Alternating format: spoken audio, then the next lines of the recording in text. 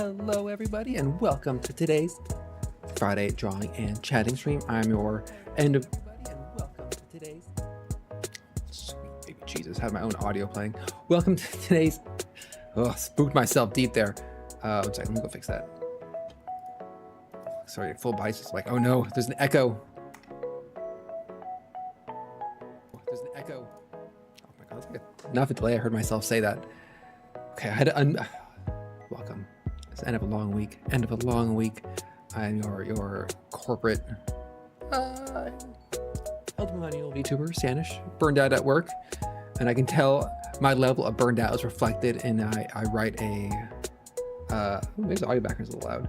I write a daily journal, shoot like 500 words or so, and some days I'm just like I have to talk about work in it and just like process what happened at work, and sometimes I just like, write one line that's just like just work, man, and I move on.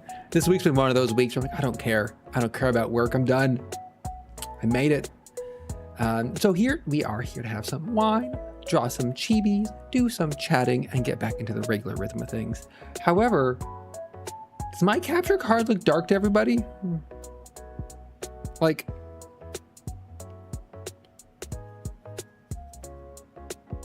I did draw, I did not draw this bit. That was a reference sheet I commissioned from an artist. The chibis at the top, these 5 guys, yeah, I drew those ones. So I turned off that. I also drew some OC characters as well, as I learned to do this and get better at it. However, oh my god, no, unhide, shortcut. Yes, I know. If I procreate here for a second, there we go. No, if I could draw at this level, oh man, I'd be so pleased. Like, I'd be sitting here being like, let's draw my own VTuber model from scratch and go from there. No, I did not draw the reference sheet.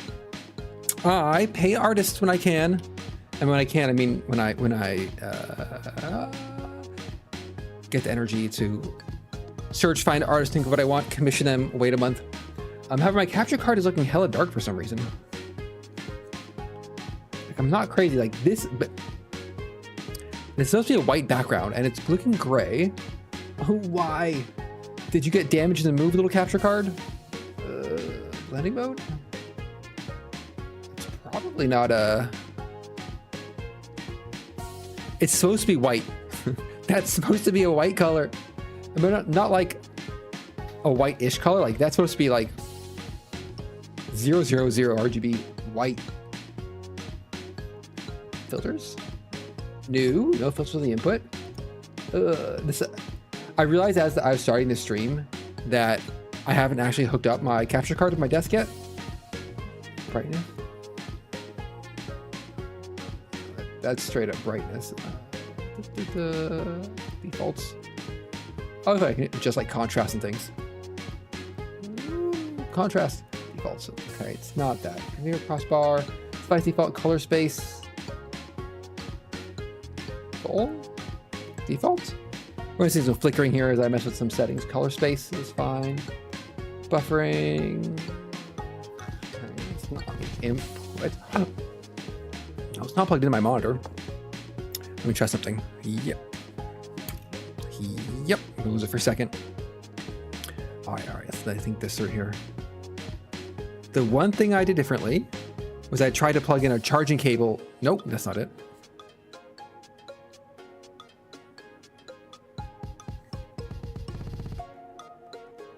I've had one HDMI cable got damaged in my move.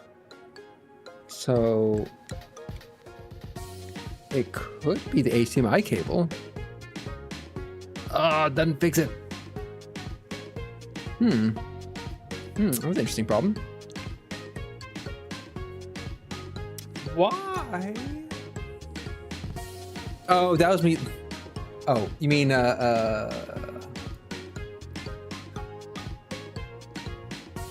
except, you know, yeah.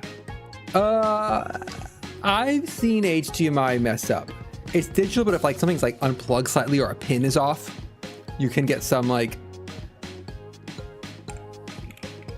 nope, not wavelength. Oh God, I opened up the wrong software. No, don't. My audio still coming through? Shit. 1 second.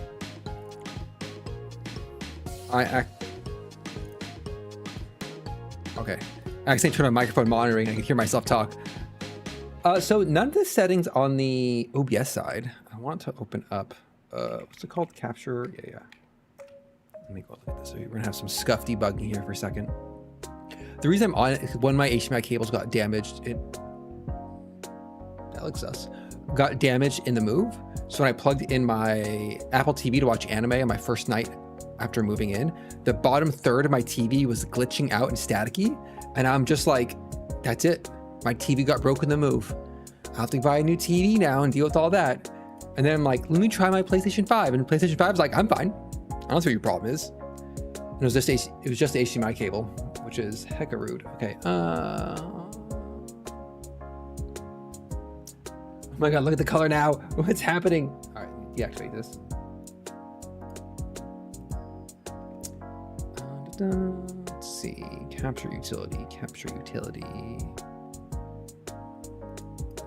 Capture. Oh, hella washed out. Device. Elgato 4K bypass amps input. Okay. Enable stream link beta. I don't know what that is. So in terms of software, nothing changed. Nothing's updated. Let's go. Elgato, you're not registering anything now. Should be the primary capture device. Plug it in here. Why are you not registering anything?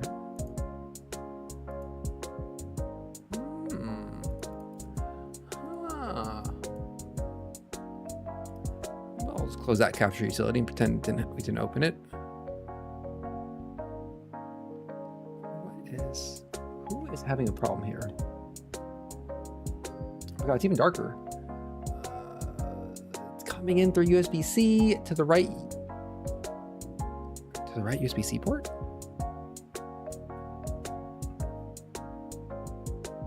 Too dark. A week ago, it was working just fine. When I was, oh, that wasn't this capture card. That was just streaming my desktop. Set color, clear, custom color, copy. Oh, okay. Blending mode, normal, default. No denoising, no scale filtering. Transition, full screen. I don't want to just add color correction. I mean, but maybe it's the way to go, right?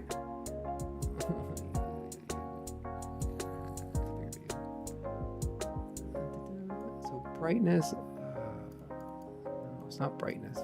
Oh my God, like the UI widget is. It's like everything's like a modern UI, but this UI widget is definitely like the Windows 98 base UI toolkit. Probably like some C, some .NET SDK from like .NET 7 or something. Contrast. What do I want? What's that?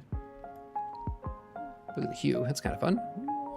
What if I had green hair? Okay, default that. Saturation. Completely desaturate it. Power line frequency anti-flicker. That's fun. The problem color correction wise, it's like, it's almost like the white point's off. Can I just add a filter for the white point? Noise gate, video delay. Color correction. Color correction. Gamma.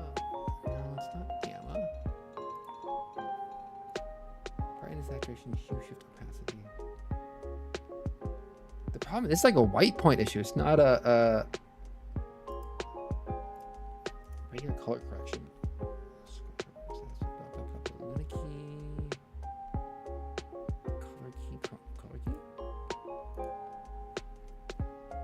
No, we're not color keying at all. All right, let me try unplugging from my desktop and plugging it back in at the source. Yep.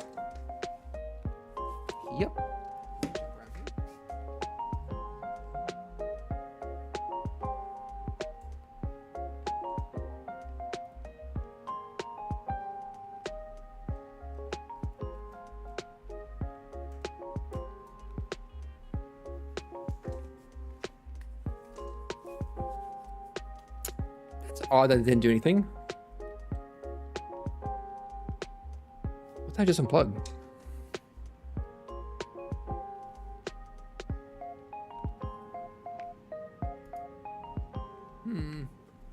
This is bothering me to no end. Why are you so... This is white.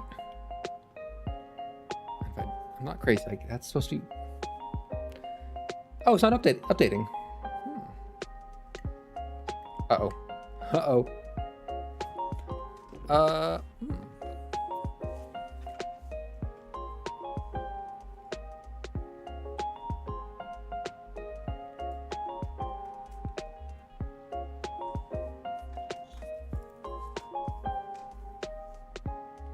That's...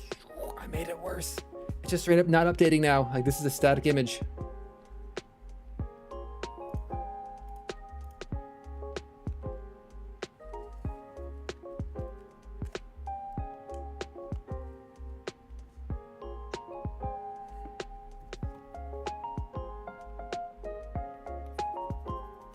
Well, it's not a static image anymore, but it's still not like... Wait, am I like... actually losing it? Like, that's supposed to be white. Ugh.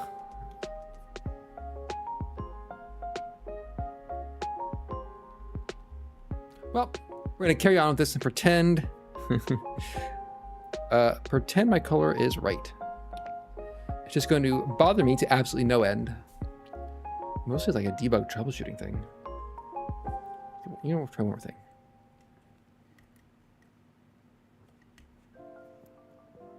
Like, if this works, I'm gonna be a little upset. Please don't work. Oh. With this capture card, not this capture card, I have a USB-C to HDMI adapter, and I've had occasions where flipping the USB-C port around changed the output a little bit, which is hella sus. Hella sus. Flipping around USB-C should not change your output. People like digital things. Part of me, a deep part of me, yearns for the analog, yearns for the VGA connector. VGA was a simpler connector, an honest connector. It did exactly what you thought it was going to do. Those pins carried those colors. It was great. Give me RS-232. Give me a serial port. Let me solder those pins myself. Ugh. These days, HDMI is like 64 pins. It's a lot. Never try to solder HDMI port. If you're bad at it, like me, I'm terrible at it. So, here we are. After 15 minutes of scuff as I try to fix my color and fit. God, this really is bothering me, isn't it?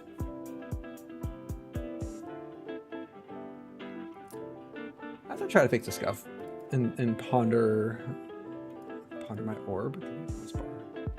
Hope everyone's having a good week. I've had a very, very busy week, and I'm just now starting to get into the rhythm of doing kind of like my regular day-to-day things. Oh God, not the AC dying. No. We had like a super hot day for the Seattle area. Tuesday? Wednesday? The day after I moved in. I moved on like the hardest day of the week, second hottest day of the week. Not great, don't recommend it. But then like there was a huge power outage on the super hot day and like hit 20,000 people and they just all lost power. It's just like, oof. Oh Lord, southeast of Georgia. Yeah, Godspeed to you. My brother's in Georgia. My brother lives, I'm gonna dox my brother. He's not online. He's chronically not online. He's like southeast of Atlanta. About like an hour? East of Atlanta, right? An hour? That area. I've been to Georgia, all of the airport. I've not visited my brother. We are not close at all. We are fundamentally different people. I'm a VTuber. My brother is effectively a redneck. off-roading with a truck, hunting, bow hunting, works in construction, tattoos, full beard, buzz cut hair. There's nothing wrong with it. No. I'm not saying it's like in a negative way, but like my entire life, whenever people saw a picture of me next to my brother, they'd be like, "You aren't related. You two are not brothers." We were in the same year in high school because, bless his heart, he loved kindergarten so much he did it twice. We were in the same grade in high school. I'm like 6 inches taller than him, and he's got like 80 pounds on me or something, maybe more.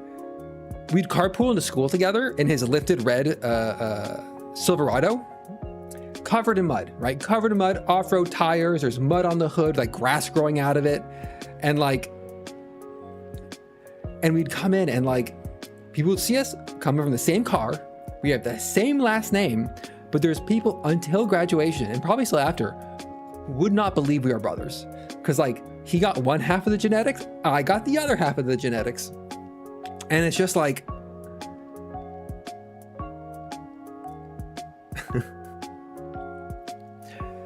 we have a little bit of that. Like my, it's funny how it comes out. Like my dad, on my dad's side, is like mostly like Irish Scottish, but like my great grandmother was from Mexico. And so there's a little bit of like Hispanic, Latin American, not enough to like culturally, none of it culturally, like, let's be clear, like I don't check any of those forms off, but just enough to so we tan well. So my brother gets like fairly tan being outside. I like the darker hair. But it's a funny thing. People are like, "You two aren't siblings." And you're just like, I mean, I guess, but like we are. Right, it's that sort of contrast. You're just like, no, we're related. And they're like, no. It's like, I don't think that's your hermano. You're like, you just, no, we're related. Please don't say it like that. Oh, we don't have the blonde part, because that'd be even a bigger contrast. You know, my brother might have lighter hair coloring, but he buzzes it, so we don't know. It's one of those like short enough that's always a mystery. Like, what color is his hair again? Light brown?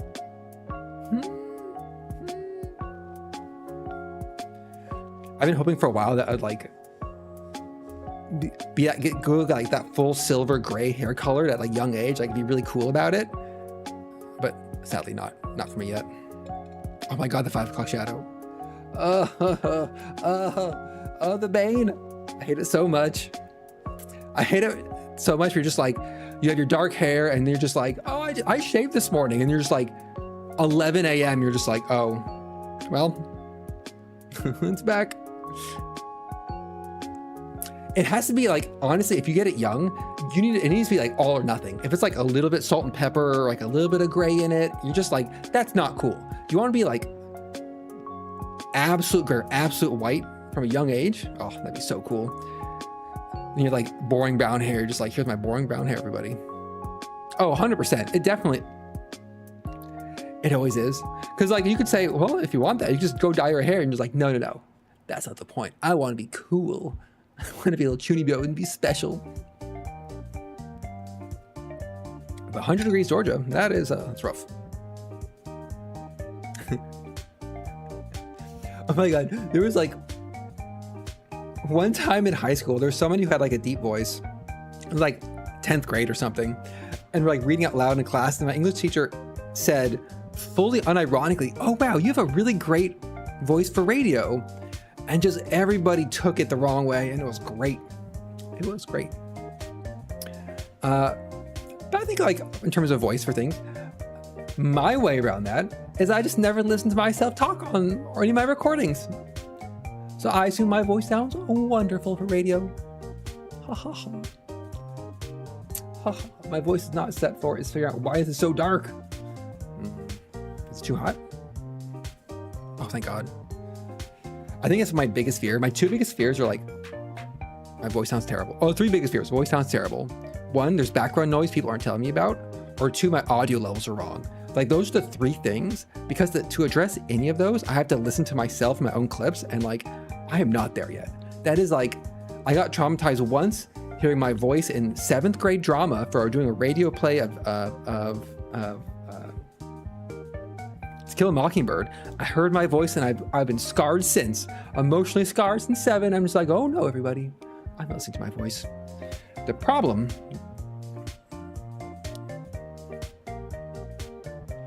Oh man.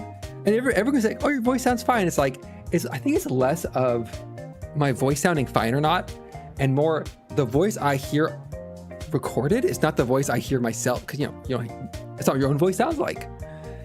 So it's just like, I'm like, what if I get a voice changer? If you get a voice changer, that way my voice on stream is just fundamentally different.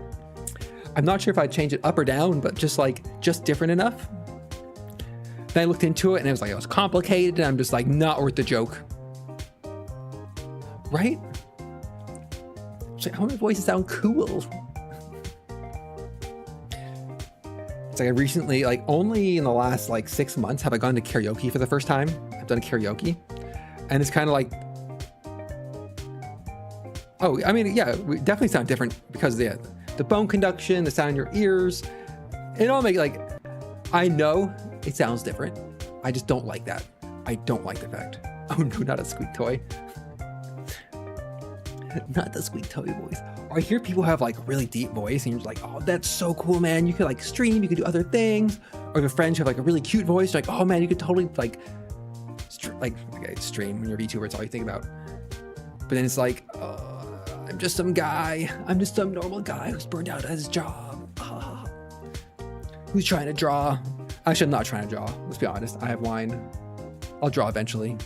I got one request to draw a sus emoji for myself because I have a private Discord that's just where I host my emojis. Yes, it's one of the things when I started out, I'm just like, one of my favorite VTuber graduated, and so there was a big hole in my life for like the person I was watching. So I'm like, you know what? I could give it a try. And then I turned out, I'm like, oh, I actually enjoyed doing this. And kind of like, in a way, the vibe I've always approached it with, and I did this with like past relationships, where there's a vibe of playing a video game with somebody who's watching, or somebody who's like on their phone or on their laptop doing their own thing, but they're in the same room as you. And so you're kind of like talking at them as you're playing the game. And I've done it in past relationships. You do it with like younger cousins growing up, or like when you're taking turns playing a video game with friends. And so that's kind of like the vibe approach I go for it. The problem is I start doing it when I'm playing games by myself. You start talking to yourself, you're like, wait a second, this is bad. Oh man, that is a popular niche. Like I think if you could get the camera set up for like building and doing construction work, that's a vibe, and that's a niche. The hard part that is honestly camera setup. Like I've tried to do like a hand cam stream once and like in Discord, and getting camera set up at the right angle to actually show what you're doing in a way that like they can see it, but you like it's not in your way. It's like actually, it is a lot harder than I expected. I guess if you have like commit to it, you could do it, but it's like, it's really hard. And so when you see people doing like good camera work on their own, like moving their own camera around to do shots and like live streaming, it's like really impressive. Not like I'm gonna film and cut it later and do like make a video. Like that's a bit different vibe. Right, you have to do 360 cams. I have a friend who does a lot of woodworking stuff. So he'd be like, the classic, I'm gonna take this log, I'm gonna polish this log down, I'm gonna do some resin fill, make some legs for it, like that sort of thing. That kind of like quiet, meditative, like woodworking or like construction sort of things. I think there is like, I guess it depends like why you want to do it, and like the goal. For me, I just enjoy streaming video games. I think because I feel like I have someone to talk to, whether or not somebody's there. And I like all the bits and bobs that make up VTubing, like all the tech issues, the tech side of things, the software, like all these different areas you can improve. But it's not like, I'm not going to sit here and being like, oh, you should stream, because it's like, for me personally, there's no making, like, some people do it as like this is their source of income. I highly don't recommend that. Trying to stream to make it as your sole source of income, oof, the stress for that, kill me. I'll stick with my burned out corporate job and stream on the side until I can quit. Oh yeah, it's not like you don't make much money streaming, even full time, unless you're like the 0.001% massive successes out there. Like you're not gonna make like more than minimum wage streaming. My real goal is to just quit my job to the point where if I don't need to work, quit my job and stream full time just for a fun hobby to do. That and doing indie game dev. Those are two things I'd like to quit my job and be able to do with no expectation of making money. No. Because like right now, for example, let's say I got popular. Let's say I had 30 viewers. Well, for me, like for my job, because I was sure to just my friend who's an auditor, and it's kind of the same vibe. It's like fieldwork adjuster's a little better. I can just imagine, just like here's me streaming doing some insurance paperwork on my software. Now that's Jared. Now that's content. Falling off a roof. You're just up there doing it. It's like, oh, let's fall through. You're like, it's for the content, and you just like fall and break something.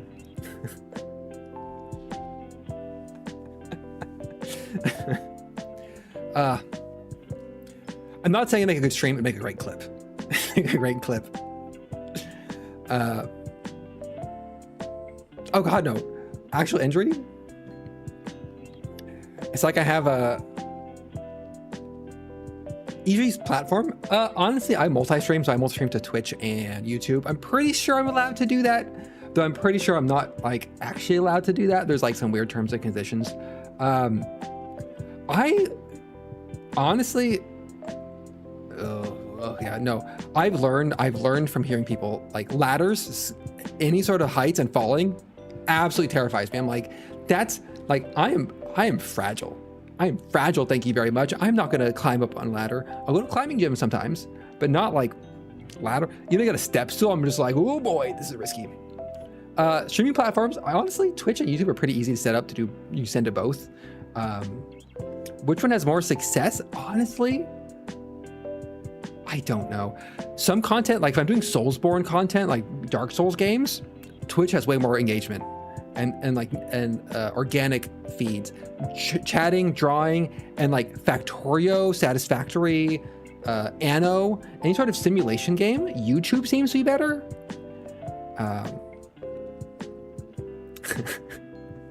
Right? It's not. It's like I had a really, really bad bike crash in college. Like it was 30 miles per hour, slid out. It was so super rough, and like when the ambulance come to take me away, I was like on my back. I have my glasses on. I'm just like I'm bleeding. My teeth are broken. Helmet split open, and like the ambulance driver is just like, "Are you like what? Like what hurts?" I'm just like my pride, and I thought it was hilarious because it's what hurt the most was my pride. But it turns out it was actually all the gravel embedded in me and like, you know, my broken face. That part did hurt, but I thought it was a good joke. It was my pride that was hurt. My ego's so fragile. That's why streaming's not okay. Maybe it's not that. Maybe honestly, it's not that fragile. My ego is too fragile. I wouldn't stream. Cause like I only had one viewer, and it was me. That viewer is me, and I had just Twitch on in the background.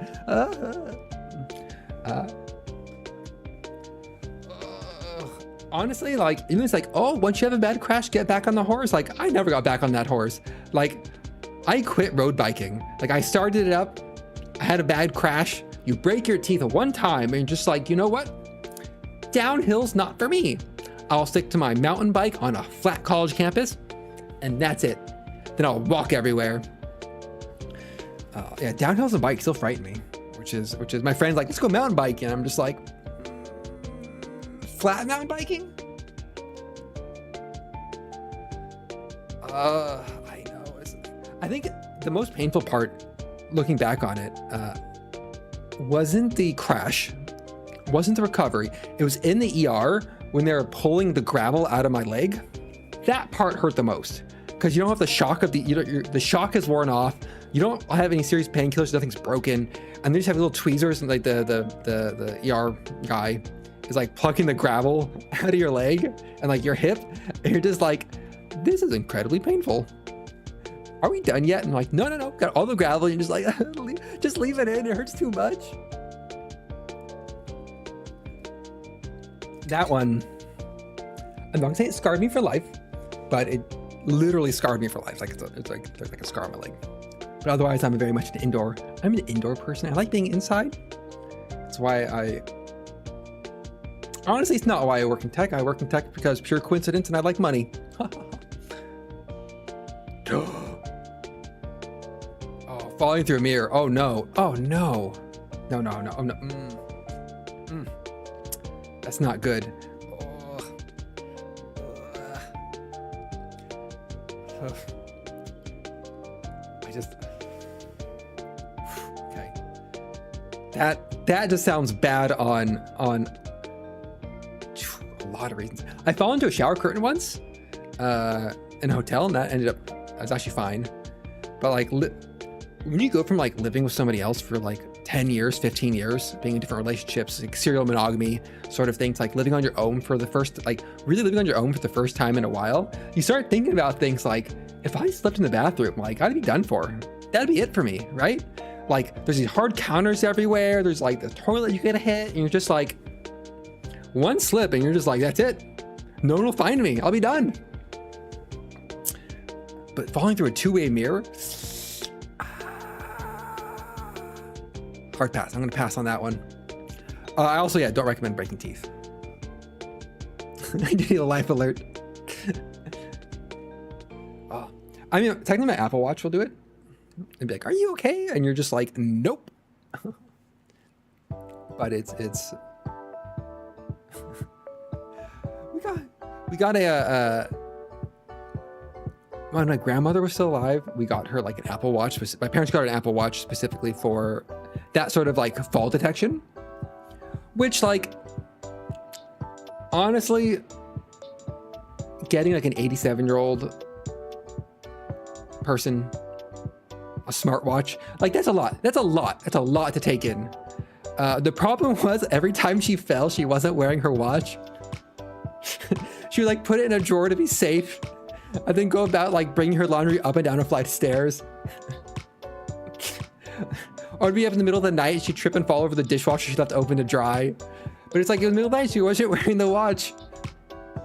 My great grandmother did this as well. They got her hearing aids because she was like 93, right? And you know, it's like you need hearing aids at a certain point.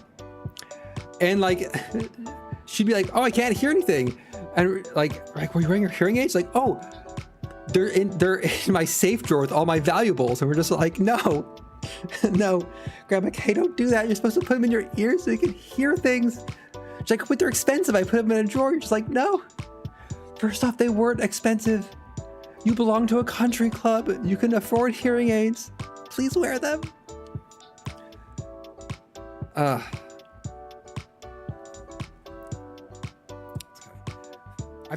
My plan is I took all these things, my grandparents, my great grandparents, and I was just like compiled them as evidence for my parents. And I'm like, look at what your parents did. It's like a pet, you rub your face and like, look what your parents did. Look what your parents did. If you do this, I'm sending you to a retirement home in some undesirable location like Idaho. So you better be good and you better behave, or you're getting a boring retirement home in the middle of nowhere. I'm gonna take you out of your house. You're gonna wear those hearing aids. I haven't had to deal with it yet, but it's coming. God damn it, that's the problem. They've been going to Idaho to the Grand Teton area because their friends have a cabin there. I'm just like, they're defanging my threat. I need to find like a better, like Bakersfield. I'll throw in Bakersfield. No one has ever said anything about it. So the problem is, like, I don't know. I'm on the West Coast. I don't know enough about like Ohio. Ohio is a decent candidate. The problem is Ohio is pretty good. Oklahoma, maybe? I think Bakersfield, because Bakersfield's like more viscerally bad. And if anyone's from Bakersfield in chat, you're gonna agree with me. Kansas? Oh, I've heard I've heard bad things, not bad things. Oh, okay, bad things about Kansas. I had one friend in grad school. When he graduated, he had no job prospects. He was like, I guess I'm going to move back to Kansas. And we're all like, buddy, don't move back to Kansas. And he's like, well, I guess I know people there and it's fine. And we're just like, and he's so depressed about it. And he's like, why are you going back to Kansas? Kansas is good. I think Ohio is also a good quality candidate. So the idea is I want a place where it's like, Bakersfield's bad, right? Bakersfield's bad, but the problem with Bakersfield is you're still within like a somewhat reasonable driving distance of Santa Barbara, Los Angeles, San Luis Obispo, some places like that. Yosemite, you're kind of close-ish to those nicer places. Idaho, like before they discovered some nice places, Idaho, that was always a good threat. But Kansas though, Kansas is a good one because there's nothing nearby. It's a good one. Also, it's probably, honestly, retirement home, probably cheaper there. I can save some money. Threaten my Gen X parents? Boomer parents? During that weird transition age where like, they're not quite Gen X, but they're not quite Boomer. Thankfully. But it's give them a good threat. But honestly, my true problem is that my life goal, that's a simple one. I always want to live an hour farther away from my parents and my brother. So if they have any issues, if they have any problems, he's the closer one. He's the closer child to go help them with their various issues. And it was working for so well. He lived like 2 hours away, 3 hours away, and I was like 8 hours away in Santa Barbara for school, or like 14 hours away in Seattle. Then he went and moved to Georgia. They're in Northern California. He moved to Georgia. I can't beat Georgia for distance. Where can I go? I don't want to go anywhere else. I can move to Japan. Only option. Move to Japan or Europe. That'd be the move to get farther away.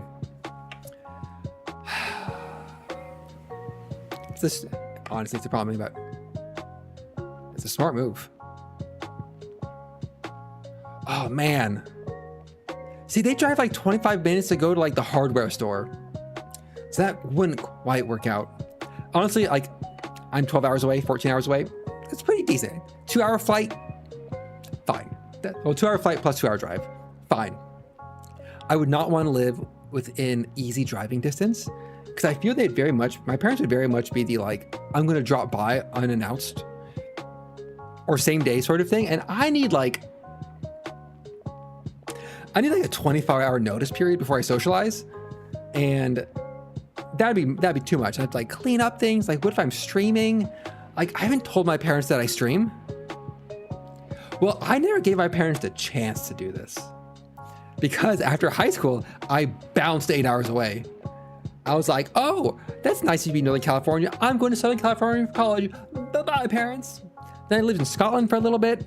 Can't drop by in Scotland. Then I moved into Puget Sound in the Seattle area. Oh, see, that's nice. They'd probably text or something, but I don't like texting. I'm like, dear family, can you just get on Discord and make my life easier? I'm just, honestly, I'm talking about them a lot this stream. I'm not very close to my family. I have two cousins who live in the same city as me. Maybe WhatsApp. I think what it is like, I really don't like texting or sending messages on my phone. I just didn't grow up with it, right? I didn't grow up with like texts or messages because always like it was at best the I9 or T9 dialing system, never with keyboards or anything. I grew up just like AOL, Yahoo Messenger, BattleNet, just keyboard-based texting people. And so texting on a phone just feels really awkward and weird to me. And so like none of the systems I use, I guess I can use like on my desktop. Dial up. I remember going from 28.8 to 56. Oh, the dream. I think one of my grandmothers had a 56K before we did, and it was so cool. It's like, that was so fast, blazing fast internet. And she had 2 phone lines. She had her phone line and a dedicated line for her modem. It was fancy. think my grandmother did 48. I think it was straight from 26 to 58. But I have two cousins who live in the same city as me. And like, they've been here like 4 years, 5 years. I've never once visited them. They're less than 20 minutes away. I've never once visited them. And my dad's like, oh, you should text them and set up a dinner and like reconnect with your cousins. And I'm just like, I don't want to. And I'm like, they could also connect. So of course I remember AOL Instant Messenger. My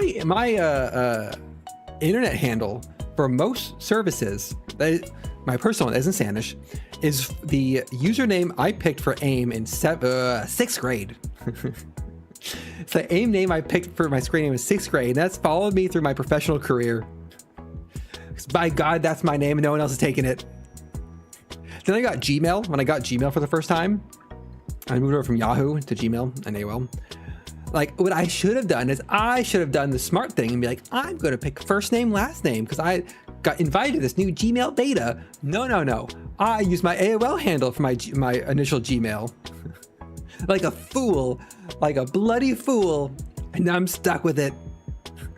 Instead of getting my first name, last name combo. I regret it now. By the time it felt like, yeah, I'm sick of my username. Yeah, what? Because like, you were probably, if you use AOL Instant Messenger, if you use 28K modems, 56K modems, you probably remember you were told and you were taught and it was drilled in like, never give away any goddamn personal information on the internet. Don't let a single bit of personal information slip. Don't use your name. Don't use your real name. Don't tell you where you live. That's how you get creepos and weirdos and stalkers and child abductors and all those things. And so sometimes I look around at social media and I'm just like, this is wild. This is absolutely wild. People are posting these things under their real names. Under their real names. My God. Why would you do that? Oh no, that's so common. Oh, it's rough, buddy. It's rough. I've used Sanish since 2003. I picked Sanish as my first Sanish character came about in 2003 playing the MMO Shadowbane. Hell yeah, Shadowbane, one of the few MMOs for Mac. It was such a bad game, but I loved it. The problem is there's like two other people who use Sanish in the world. One is in India. And I know this because the YouTube handle Sanish was taken when I started streaming. I'm just like, no, my username. I'm a little insulted whenever I have a name collision. It's unique, but not quite unique enough. Damn you, Sanish in India, taking my handle. Sanish.com also taken. I'm like, no. Should have gone with Sanish 360 no scope. Missed opportunity. I actually had it like, let's see if I can find it. Oh, it's not on my phone. Havoc stuff. It's really like trying to get it. Like, it might like usernames might be unique at the time, but nowadays trying to get something unique, ugh, such a pain to get like real. My one of my friends who play finals with, who I've collabed on stream before, just changed his screen name in the finals to real Rick Moranis. I just like the idea of just impersonating a famous celebrity by just putting real in front of it, especially a celebrity who hasn't been in anything in 25 years. But getting a unique name, sticking with it, God, it's so hard. It's so hard. But then you find something and you can get a couple things. You're like, yeah, I got it. And you try to make another, someone's taking it again. You're like, no. Then add a number like Sanish 1, 2, 3, and you're like, that's so lame. Really not Sanish. Luckily, Sanish VTuber not taken anywhere, so I'm just using that everywhere as like a handle or a screen name because I'm just like, good enough. Clear to the point. Though I've had some people in online matches ask what a VTuber was. You're like, oh boy, time to get the VTuber conversation. But one thing. All right, let's pretend I'm actually drawing. Let me get something on the screen here. Oh no, not that. Oh, the Gargura at the MLB. That was wild. Absolutely wild. To seeing her at the Dodgers game, and then they've done a couple more. I think it'd be one thing if it was like a Japanese baseball game, but an American baseball game. Crazy. Absolutely wild. And that's my other, like, not high horse, but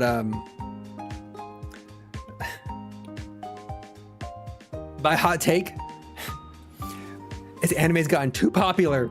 It's gotten too popular. Nobody appreciates what we suffered through, to be anime fans. We were in those anime trenches for years to bring it to the West. And now everyone can just stream anime, and it's normie and a normal thing. It's fine. It's good and it's benefit for all, but sometimes it hits me. It hits me deep. I'm like, you don't know the pain we went through. It's my strong take. It's like cool now, and you can wear anime merch and not get bullied on the street. Absolutely wild. Absolutely wild. Like, if I tell someone I'm a VTuber, I should be like, could you imagine being in high school in 2002 and telling somebody that you stream as a VTuber? One, no one understand what either of those words mean, but like, I would never be able to be seen in polite society again.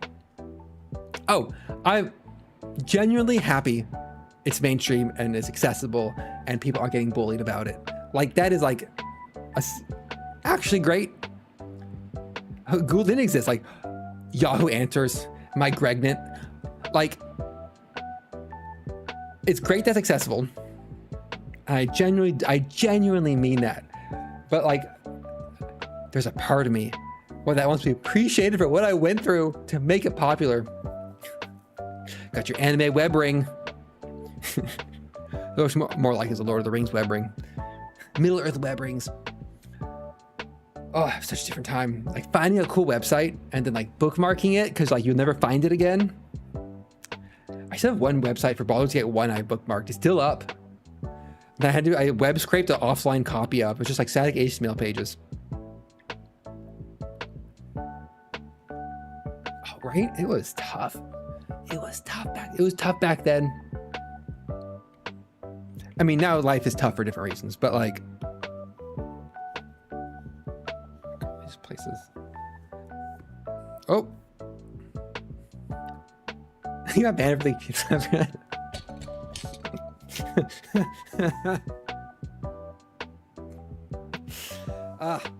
classic good times. Man, computer lab.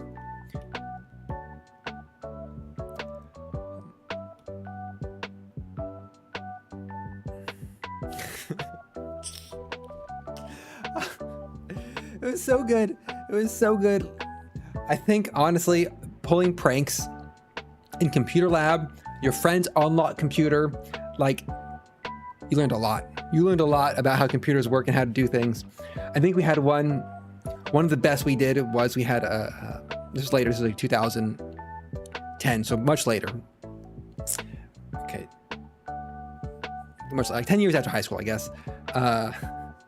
We changed their Windows settings, so every time they clicked their mouse button in Windows, it would start playing Never Gonna Give You Up. But not like it would play it wouldn't cut the loop. It would start playing the MP3, and they clicked again, it would just start playing it a second time, like a round. So just a bunch of overlapping Never Gonna Give You Ups whenever they clicked. It's great. We had the that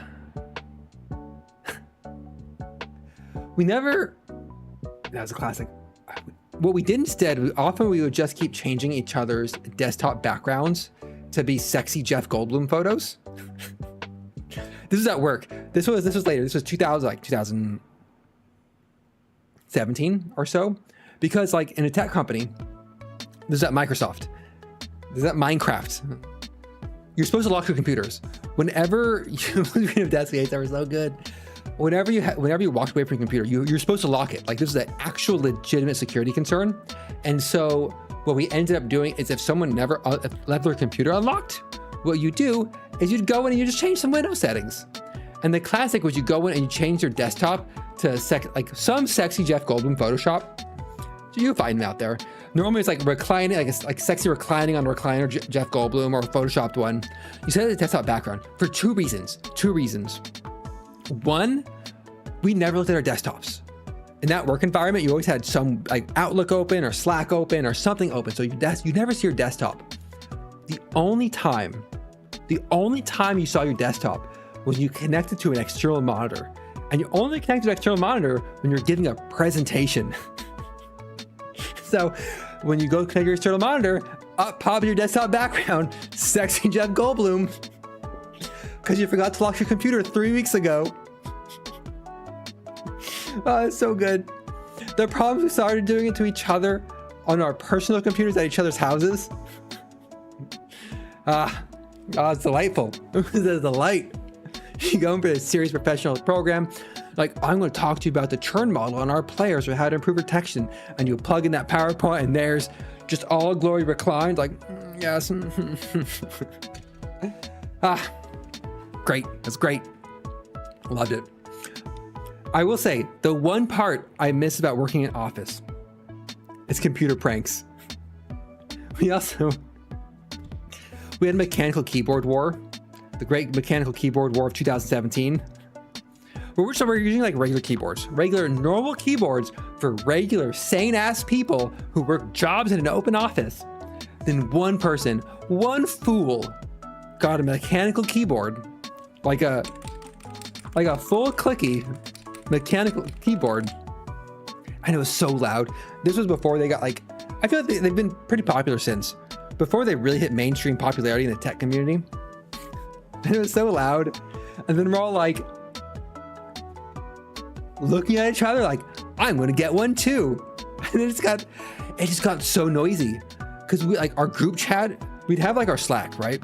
And then we had a private Google Hangouts that was just the in-group. Like we had in-group, it was fine. And like when that chat got lit and we're all typing on mechanical keyboards in like an open office setting, it was so loud. Oh, it was wonderful. It was an arms race for who could get the loudest mechanical keyboard. I loved it. That was we had a lot of fun at that job. We got no work done, but we had a lot of fun. Right now, we had our one coworker's like, I'm not here to make friends. And he put his noise canceling headphones on and be like, I need a status update for these tickets. I'm like, okay, Andy. No one cares about you. We were so unproductive. We were the worst. We were so bad. We were ungovernable. We got a boss fired.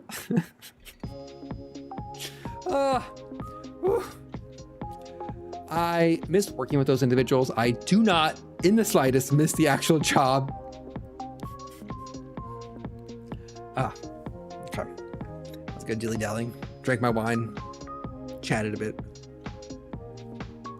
Different time. But yeah. So I graduated high school mid-2000s. It's cheap viewers on. So look at this. Look at the spam message here.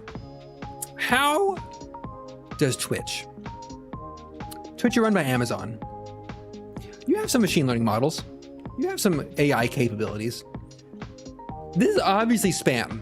Like, you look at this message and you're like, my God, that is spam, good sir. How do you not have basic ass spam detection for like, oh, they put a space between the URL and the .org. We can't detect that at all. Bunch of jokers. Bunch of jokers. The problem is I work in tech and everyone's just like circle jerking themselves about AI workflows and AI this. And I'm just like, can we fix some of the basic ass things first? Like that spam message, perhaps. No, spam email. No. We're going to circle jerk about making an AI agent that can help you notify you when the weather is good and plan your run for you and give you the best route. I'm just like, why are we making all this tech to suck the joy out of life? Suck the fun out of life. If you said we're going to use tech and AI and all this fancy stuff so I don't have to write boring ass status updates, wonderful. Ugh, I hate it. Oh no, no, not that. So honestly, the one reason I can't move off Gmail is their spam detection is like so much better than everybody else. Oh no, I know. I work with like SVPs and leadership. Like I know who's making the decisions and how it all comes down. But I'm still absolutely frustrated. Like I'm in the tech industry. I work in the data field, and I'm like, my boss is like, oh, Stannis, you're the most technical person on the team. I want you to empower and level up our team with AI tools. And I'm just like, I hate AI. I hate everything about it. I hate what it stands for. I hate how it's trained. I hate how everyone's talking about it. And I wish we would just stop. There's some legitimate use cases, but that's not what people care about. That's not what they're focusing on.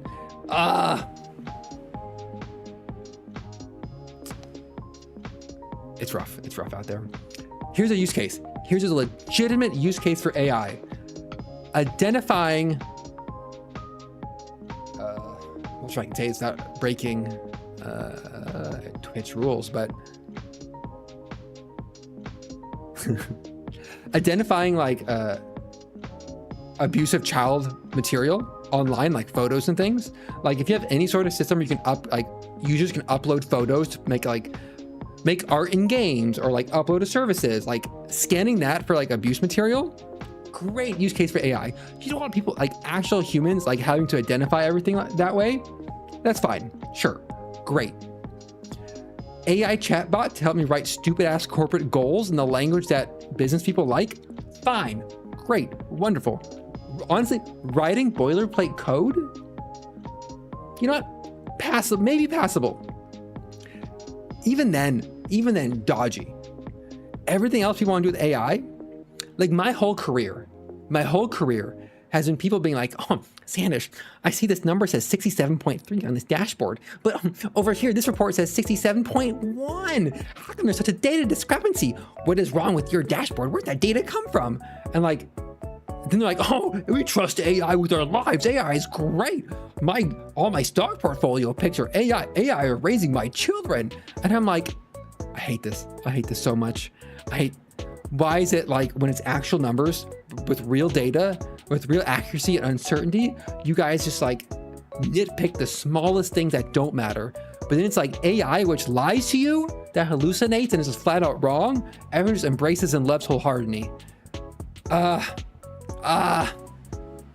That's why I'm burned out. That's why I'm a burned out corporate tech worker.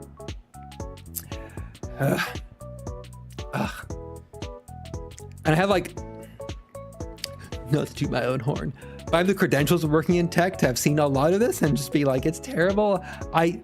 It's both terrible and I see how it's happened and I know how like it's all unfurling. I'm just like, I don't want to deal with it. I want to quit my job and just like not and let people deal with it and figure it out and keep generative AI out of things. It's like, we trained AI to make art and do the fun things. And you're just like, why? Why can't we focus on making AI to do my dishes? Where's AI to clean my bathroom? Where's give me like a robot that will dust my apartment. Now we're cooking. Oh, absolutely. AI to write subtitles, captions, that wonderful. That is fantastic. But the problem is that isn't the modern interpretation of AI. That's machine learning. Those are machine learning models that are backed with statistics. I'm doing air quotes, but my model can't. I don't have the animation to air quotes. Backed by like statistical rigor and methods to actually like do the voice translation to text to make captions, or like, well, okay, description of images, I'll grant you that's more like large language models, and that's better. Accessibility, if you're telling me you're using AI for accessibility purposes, that is fantastic. That is wonderful. That is a great use case. I remember seeing like a demo 10 years ago, 20 years ago, where it was like a Google Glass sort of thing for the visually impaired that you'd wear. And as you're walking around, it narrates what's in front of you and what's around you. Great. That seems so good, like so wonderful. A lot of like Microsoft accessibility things they've done for like games or like in general, those accessibility lab things, so good. but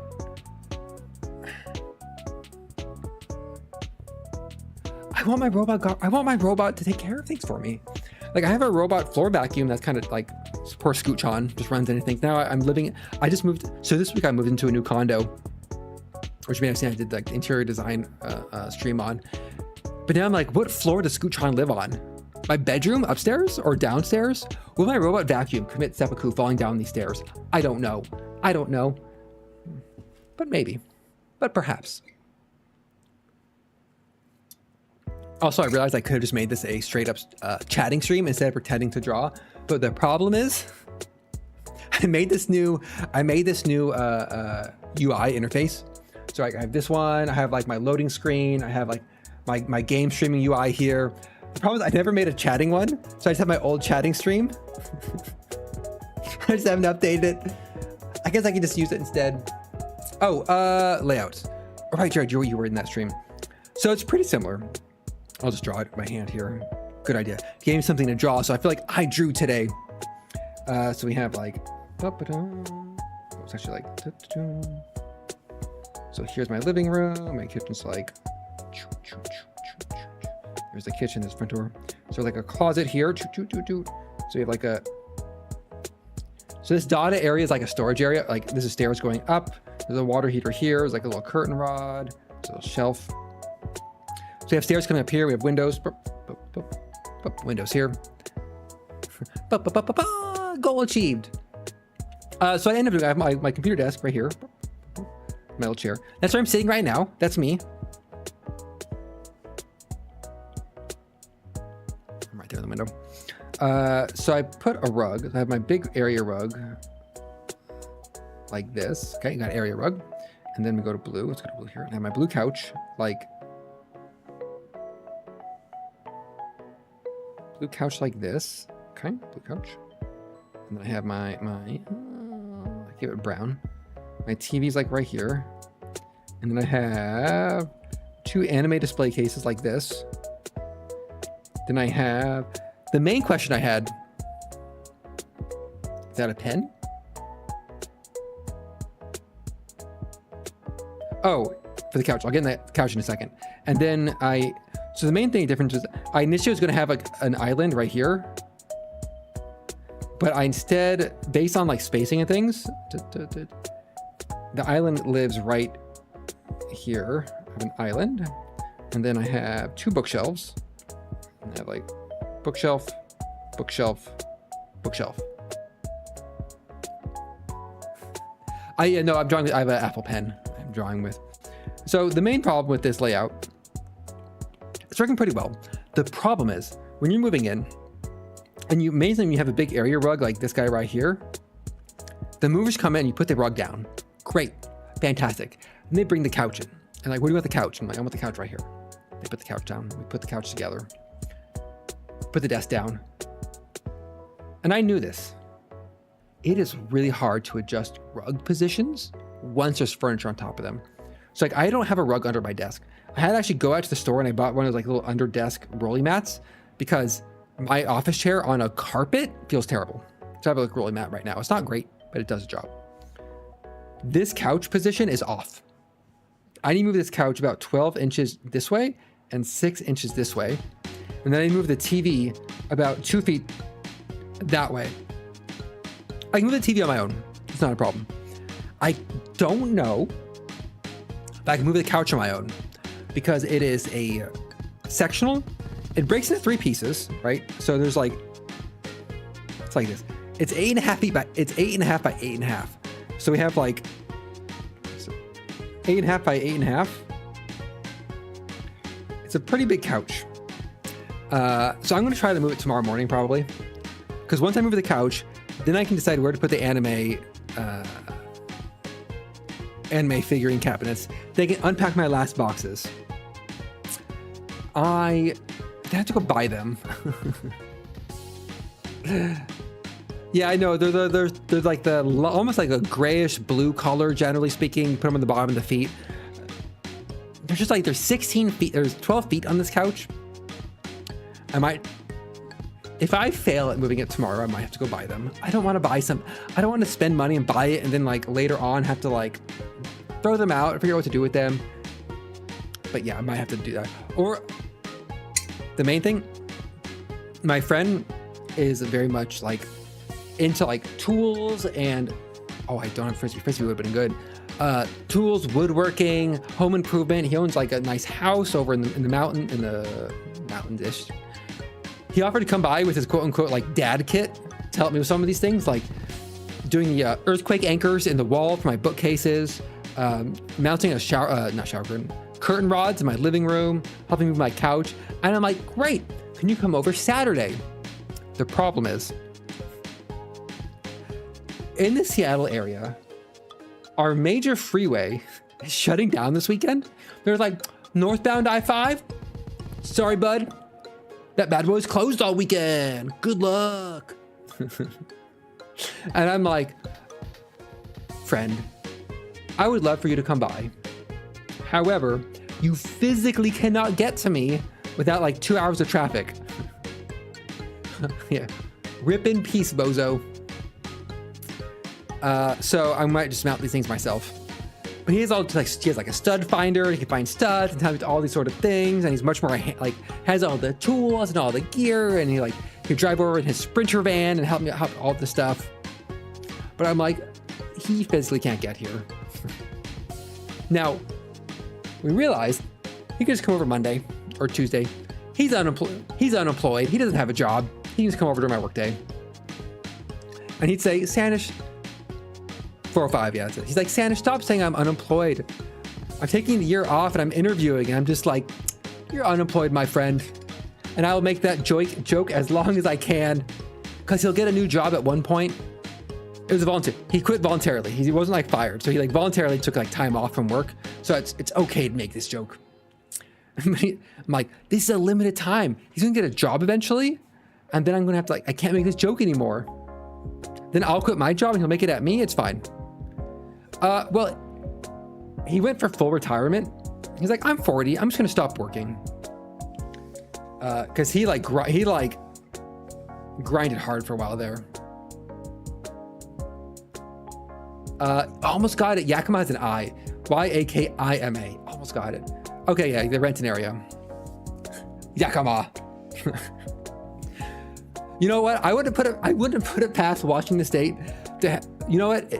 There probably is like a Yakima, Oregon. And like, no, we're the good Yakima. Why'd they move to Yakima? Of all places. Oh, Yakima. Renton is a place that people can live. It's affordable. Renton Landing has gotten better over the years. They have a Topgolf there at Renton. However, every single time sorry to everyone here who lives in Renton, every time I've driven to Renton, I get infuriatingly mad at the traffic situation. Because somehow there's always some traffic problem when I drive to Renton. I just hate driving. I've been to Yakima once for a wedding. There is apparently a really, really good tamale stand in in Yakima that won like a James Beard Award. That like, I'm like, one day I'll be back here, Yakima, and I'll get those goddamn tamales and I will be happy. For the first time in years, I'll be happy. My problem with Renton traffic is sometimes I hit traffic and I'm like, you know what? Fair. You know, like you hit downtown traffic during rush hour and you're just like, that's on me. That one, I'll take that one. That's my fault. That's my fault. Then you hit like traffic in Renton. I'm just like, why are you people here? There's nothing here to have traffic for. Like, there's no points of interest. There's no major thoroughfares we're connecting to. There's nothing cool to look out from the side of the road. Like, why do we have traffic here? Like, can we just like all go at the same speed together? That's what kills me. Tacoma traffic. There's a major military base about 30. Oh, okay. An hour and a half to 15 minutes from Tacoma, there's a major military base, Joint Base Lewis McChord, that always has bad traffic. Like any time of day, any time of year, this military base has shitty ass traffic. And you're just like, you're the military. Why is the traffic so bad right here? Like, could we just like not? You're like, I'm trying to drive to Portland, right? Like if you're going top speed, no traffic. By top speed, I mean like over the speed, like speeding, committing crimes. 2.5 hours. You can hit Portland 2.5 hours if you're just like hitting it just right. But then like JBLM and Tacoma and Renton and Seattle traffic, and it's like 4 hours, and you're just like, I am infuriated and I hate the world. I think 2 hours 45 was the best I did Seattle to Portland. It was like we left at 6 a.m. It was 2010, 2009 maybe. Ugh. You're just like, Sandus, you had 500,000 less people living there. You're just like, fine. Oh Lord, not Roseville. Not Roseville, California. I've got stuck. Oh.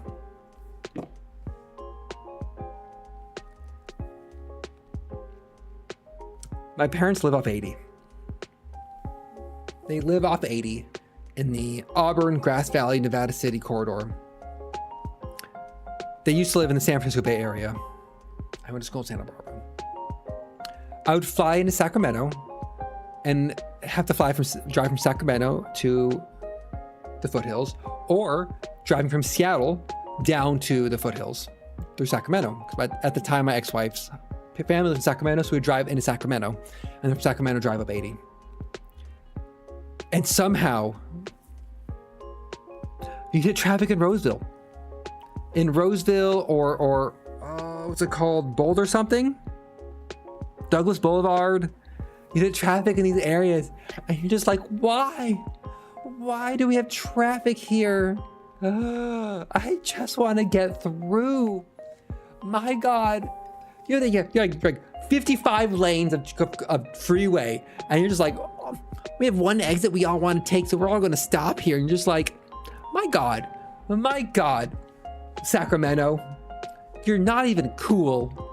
You're not even cool. You're Sacramento.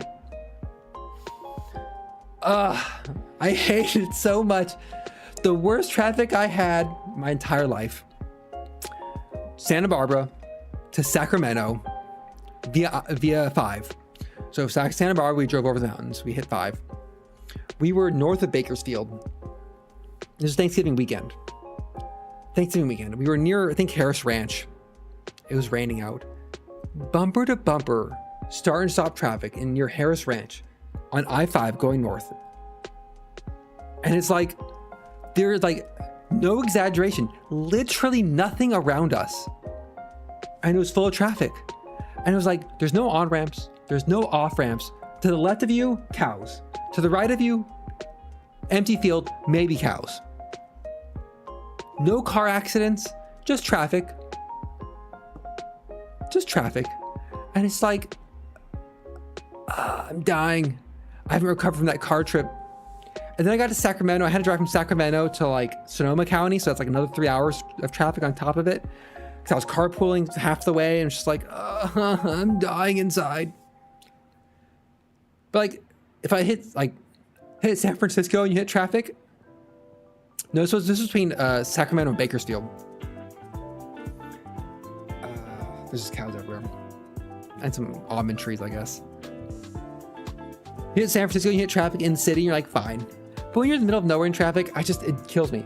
My soul leaves my body. It departs for realms unknown. But I've driven the I-5 corridor from Santa Barbara to Vancouver, British Columbia, multiple times, multiple parts of it.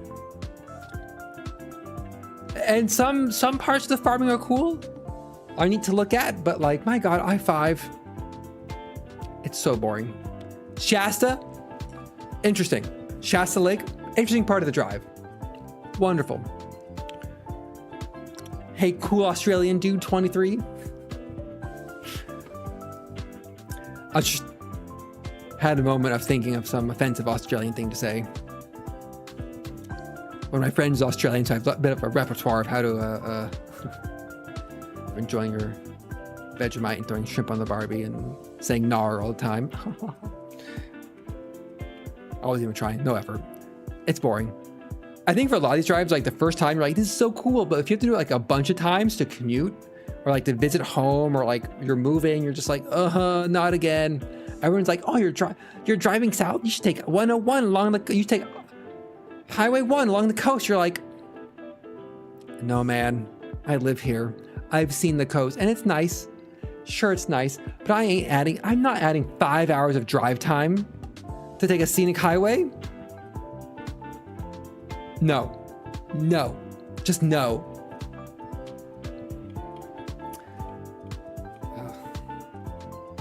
I love my state. I love the West Coast. I love the Pacific Northwest. But there's some stretches of our freeways that are just like the most boring thing. I don't know. What is CEE? CEE channel. Google it here.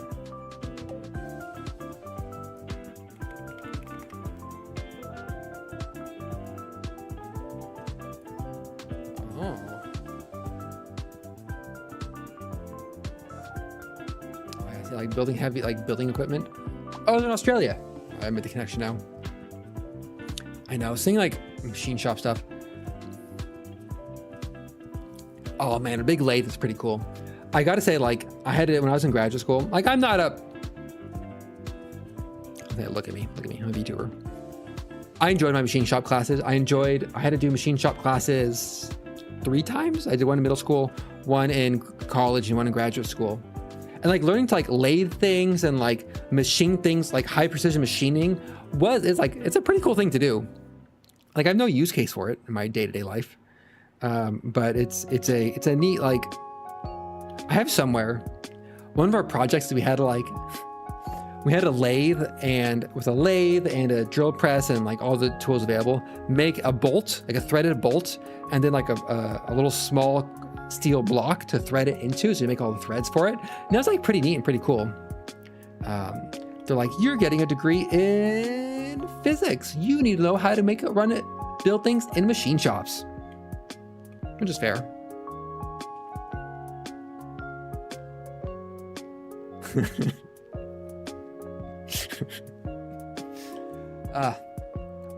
And it depends on your machine. It depends on who's running your machine shop. Sometimes you get like really crotchety guys who've like, they've been around the block. They're missing 3 fingers and they're just like, they're crabby and they don't want you in their machine shop, but they have to teach these goddamn undergrads how to use a machine shop, or these goddamn graduate students how to make things in their machine shop who don't leave machines right. We had one machine shop teacher who he was like a kindly old man, and we find out over the quarter that like he was Swiss and used to be like a precision watch, like custom made precision watches, and then we found out later that he was like, oh yeah, and I was a sniper in the Swiss military, and you're just like, no way, man, no way. And you're like, you learn about it and you're like, oh shit, man, he was a sniper in the Swiss military. Like this guy's pretty hardcore. And like now he's just like running a machine shop in Santa Barbara for like undergrads, and you're just like, he's nice and everything. You're like, this guy's lived a pretty cool life, and he's here teaching us how to like, here's how you cut a piece of metal. How do you find out what you like?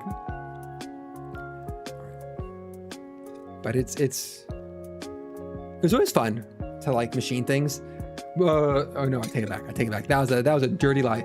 I just told you all a filthy lie because it was fun learning. Then I had a machine, like we made like detector boxes. So I made like we had to make weatherproof preamps, custom boxes, and weatherproof like little computer modules, or just like essentially using like Arduino type computers that went inside. But like we had to take like off the shelf boxes, and I say we as if there was more than one of us. I had to like machine all the holes in it, right? So you have to like take a prefab box and drill all your holes to the right size and the right spec and the right, just like then like bolt in all your ports and everything, all your connectors. And we were drilling like 35 boxes for the same like mil spec connector to fit in. And you have to make sure you get like the holes all lined up and just like do it in sequence. And you're just like, It was awful. I hated it so much. That part was awful. Just like, and you have to like bevel the hole so you don't cut yourself on them. And you're just like, oh, we didn't have CNC laser cutters. I wish we had CNC laser cutters, or these days, like 3D printing them. And that would have been the move. But no, it was like, I hated that part. The part where I then had to like make 35, like populate 35 circuit, or 100 circuit boards or so, not 100, maybe 100 over 5 years, but like 20 circuit boards at a time, like put all the capacitors, resistors, and like preamps and like HDMI interconnects and all those stuffs in the boards. That part was kind of like meditative because you could just like put on some podcasts or like an audiobook and like solder a bunch of stuff like at your workbench in an unventilated room, inhaling all those fumes. That was fine. That was meditative. But the machine shop was always stressful because like, what if someone else is using the machine, or the machine shop was closed? You had to carry all the stuff down and just like, it's like the CNC laser cutter would be super cool. Super cool. I looked at a while of getting like one of those fancy cry cut machines, or like a home laser cutter. Like I didn't necessarily have a use case. And this is one of those things where I learned about a cool tool. It was like, specifically it was a laser cutter. Like you can get a home laser cutter, and I was like looking into it, and you'd be like, oh, buy this CO2 laser cutter from like this distributor in China, and you could hook it up to like this laser cutting machine to like, you would cut cardboard or like paper or like plastic or like anything you put under it. And it's like, make sure it's in a well ventilated room. Also make sure it's in a very fire safe room. And you're just like, whoa, what was that last part? And like, don't worry about it. Don't worry. Just order this from China. It doesn't have any instructions. Just trust it. Also, you need a power inverter because it only runs on 220 volt. You only have 110 in America. But make sure you have this many amps available. And I'm like, this feels very sketch. Like I'm going to burn my house down. But on the other hand, I'm like, it sounds super cool. A laser cutter? Lasers are super cool. Like it's an infrared laser, and you're like, this is getting sus. I had no use case. I wanted it. I'm like, oh, I could do that thing where you cut, you cut balsa wood into layers, and you glue the layers together, make like 3D maps and things, like 3D artwork. And I'm like, oh, it'd be super cool. Then I had to sit down. I looked at myself and I said, Sanish, would you really use this more than once? Maybe twice? And I had to like sheepishly look aside and be like, no, I'd only use it once. I'm like, that's right. Don't buy the CNC laser cutter for your home use. And I'm like, fine. And I was looking at like, and I'm looking at 3D printers when they first came out, and you had to like really hand build your own. I'm like, oh, it's such a cool tech. 3D printers are so cool. I want to get a 3D printer. I went through the same process, like looking at myself in the eyes and being like, Sanish, do you really need a 3D printer? And I'm like, no, I don't need a 3D printer. And then it's like, Sanish, I'm gonna buy an iPad and an iPen. I'm gonna learn how to draw. And I'm like, are you really gonna learn how to draw? I'm just like, no, I'm gonna use it to play Genshin Impact. Cloth cutting. Oh, that sounds super cool.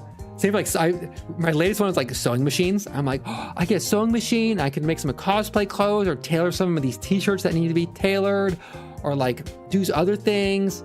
Oh, it can cut yeah, the cry cut I was looking at could cut leather. It's super cool. I think the cry cut is an actual blade. The laser one could also cut leather. I'm like, oh, you can cut these things and I can make all these craft projects. I'm like, are you going to use those? I'm just like, no, I'm not going to actually use it. What I need to do is just get a list of things I need to do and take them to a friend who has a sewing machine and being like, dearest friend, please help me in your sewing machine alter these clothings. Because I have like several like anime shirts I bought over the years that are too big, and I need to tailor them in a little bit so I don't look like I'm wearing like an oversized potato sack. And I don't want to go to an actual like tailor being like, oh, you're shooting dress shirts? Like, here's my Pomu shirt and my Bochi the Rock shirt. Can you tailor those in for me? Oh God, I think Subnautica and Satisfactory deeply get me in like, oh, I want to like point my tool and build a thing. Like that'd be, I'd make so many things if I just had like a spray gun that built everything for me. Exactly. Where's that tech? AI teams, AI companies. Shake my head. Makes me shake my head. Okay. Okay. It's been an hour and a half. I promised one emoji. Someone asked me like, I really want a Standish sus emoji. So we're gonna try to draw a Standish sus emoji, which I understand the intent behind it, but I'm not sure what it means. And again, the use case for all these emojis is Discord. Could you imagine? Can you imagine? Like, oh, you want to make a bolted steel iron frame? Handcraft those bolts. Now take it over and hand cut each side of this metal plate and then plane it to make sure it's smooth. Then bevel the edges so you don't cut yourself, and then clean everything up, and then give it a polish, and then drill all the holes, and then bevel those holes a little bit so you don't cut yourself, and then bolt everything. Oh my God. I can imagine. There's probably an audience out there for just like, we just made a metal shop in a video game, like Metal Shop Simulator. And it'd be like, it would sell 5 copies in America, and it would sell 10 million copies in like Germany, and they'd love it. And you'd be like, oh, I built all this stuff. If somebody here is German and they're offended by it, come at me. Blacksmith, honestly, I think Blacksmith Simulator might be like harder, but you could do it, right? You just get like a full like FSM. There's a name for the software used in engineering, like fully simulate. I think it's FSM. It fully simulates a material, and so you can like build something with it. And so it's like a huge, it's like a physics-based rendering system for materials and the material properties. And then like build a game, take that as a basis and build a game for blacksmithing that actually simulates, like, here's like 90% of our game is simulating how iron works. And then you have heat sources, and you have temperature conduction, you have a hammer, and you have like swing strength and everything. Man, you're right. You imagine that and you build it and you're like, I made a horseshoe. And then like you go to shoot the horse and the horse kicks you in the face and you die and it's game over, and it's actually a hardcore game and you lose all your progress. You gotta start fresh. And then it's Uma Musume and you are racing anime horse girls and you come full circle. Blacksmith Simulator. Blacksmithing's hard. There is in the Seattle area, you can do a corporate team building class that's blacksmithing, where you go in and you take old horseshoes and you, as a team, you individually blacksmith horseshoes into like crude knives. And I'm like, I'm not sure you want to be making knives with your coworkers. That seems like not the best thing. Usually it's like, we're going to teach blacksmithing. Like, you've made a nail. Congratulations. And yeah. Oh, it's definitely not pleasant. I think the earliest like home smelting thing I saw on, it was like YouTube decades ago. And it was someone who was teaching how to make a smelter with a microwave. Where it's like, put your microwave in the middle of your driveway on concrete. Fill it with bricks, right? You line the inside of your microwave with bricks. And then you have like a little crucible and you put things in a melting little crucible in the microwave and you start microwaving it. It melts it and you have the bricks to prevent it from catching on fire. Right? It's like you can do a lot with chemicals that maybe is not advisable. If you own a home and you have land, which if you're in Georgia, you probably have land space. If you are in a major urban area with a condo, less land space, which is fine. I'm not an outdoors person, so it's totally fine. Though the one outdoor hobby that my brother in Georgia can do, because he has like a couple acres and wherever he is, that I cannot do in this area, is archery. Archery is one sport I would love to get into, but one, you cannot do archery at home in a condo. You just can't. You can't. You have to go to like a gun range, which is unpleasant, or a dedicated archery place, which is far away. But I miss doing archery. Yeah, not safely. No, no. I would not. Archery indoors is highly not recommended. Kids don't do archery at home. The place that I did archery in college was an underground, an old bomb shelter, which is pretty cool. So it was like the cross section was like this, and it was like just brick. It was like a brick bomb shelter with the archery ranges at the end, which is pretty neat. And then from a cross section, it was like, it's a pretty long bomb shelter. There'd be like stairs coming down here, like the targets were at the back, and then we'd be shooting from like right here and have like little racks with bows in them. It was fun. I miss archery. Space is the problem. If you're in an old bomb shelter in Scotland, great. There are ones that are like, the ones in America tend to be bow hunting archery ranges, which double on gun ranges. So you're just like, you're shooting a big styrofoam deer, and you're just like, I want to do Olympic archery. Olympic archery is so fun. It's so cool. And it's like a bunch of cool gear you can do. You can live your chuny bow dreams of being an archer. Alas, the one nearest, oh, there's one. Actually, since I moved recently. How far away is it now?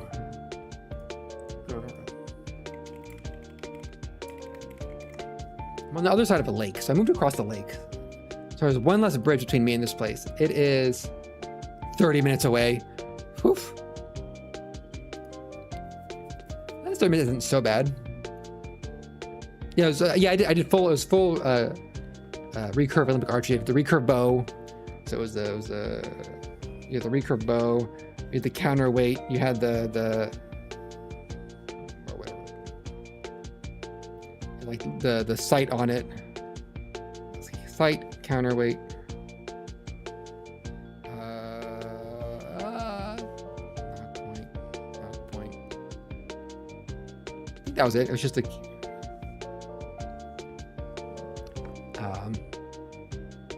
Oh, you mean like the little thing, the little, oh, the bird. No, we didn't have anything to the string.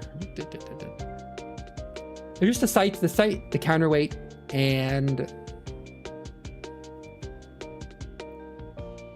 think that's it. Because then, like, you know, one grip down here. The grip had the inset grip, so that when you like let go, the bow would, you, like after you shoot, you just hold it with your. I'm gonna try to draw hands.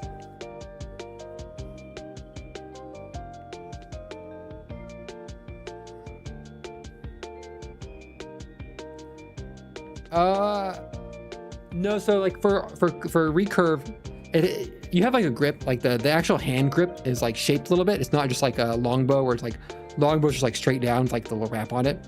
So they had like a knockout for where you put your hand, but on the string itself, it was just a string.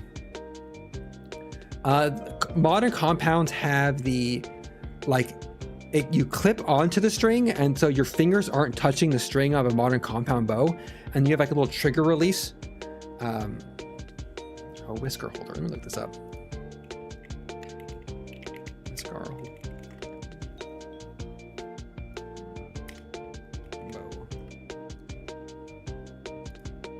Oh, no. Oh, that's new. I've not seen that before. No, so no, it's like the Dune thing. No, it's an arrow rest. It's just like if you're looking down the bow, pick a little piece of plastic with a little knock on it like this. They slot the arrow into. So you wouldn't actually arrows 3-point like that. So no, it didn't have that. Oh, that's wild. I never got into compound. Compound is like it's way so more technical, and it's like a very different vibe than recurve, which is a different vibe than longbow. And I gotta say, I have deep respect for longbow archers out there because it is such a cool vibe. Like compound is neat. Like I think that's the right balance for me, but it's like regular, like a straight up longbow. Like if you can shoot things with a longbow, you feel like a badass. Like a different type of badass than like not a like I'm super technical and I can actually shoot things, but you're like, call me Legolas. I could survive in a Ren fair. It's so hard to pull. Recurve is also hard to pull, but they don't have the the compounds have the tension release. So like, say if you have a 60-pound draw, right? You draw 60 and you hit that threshold and the draw weight goes down like 5 or something. You can hold it forever. Longbows are just like hard. They're just hard through and through. Recurves are also hard through and through, but like not as bad as longbows. Longbows are just like, and the arrow's like on your finger. But man, you feel so cool. You feel so cool with a longbow. Or you get longbows, or you do the Mongolian longbows, which are like asymmetric longbows. Something like that, I think. Are super cool. I like archery a lot. It's the right level of like you can get technical and get cool gear for it. And I love cool gear. That's why I like photography so much. I think I limit myself. It's why I like streaming a lot. It's because there's like a lot of cool gear. Am I thinking of the Japanese style ones? There's the Japanese ones, there's Mongolian ones.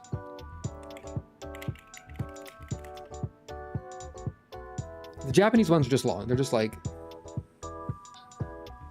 they're kind of like long like that.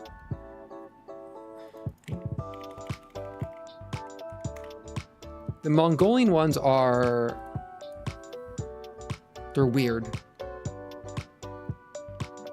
I think Mongolian horsebow? Maybe not. Maybe I'm thinking of the Japanese ones. There's one that's like asymmetric in a weird way, where it's like, it looks like a recurve, but it's like offset by a third. The Japanese ones are kind of like, are definitely like, they're definitely longer, which is a different vibe. Not me picking sports based on vibe. Who would do that? But the technical aspect and all the gear, it's so cool. It's so cool. I would say like, oh, maybe I'll get back into archery. I'm like, I'm subscribed to too many hobbies. I'm doing too many things, and I actually have to work my job occasionally. Could you imagine working your job? Oh, the worst. Maybe it's the Yumi bow? Yumi bow. There's one that I like.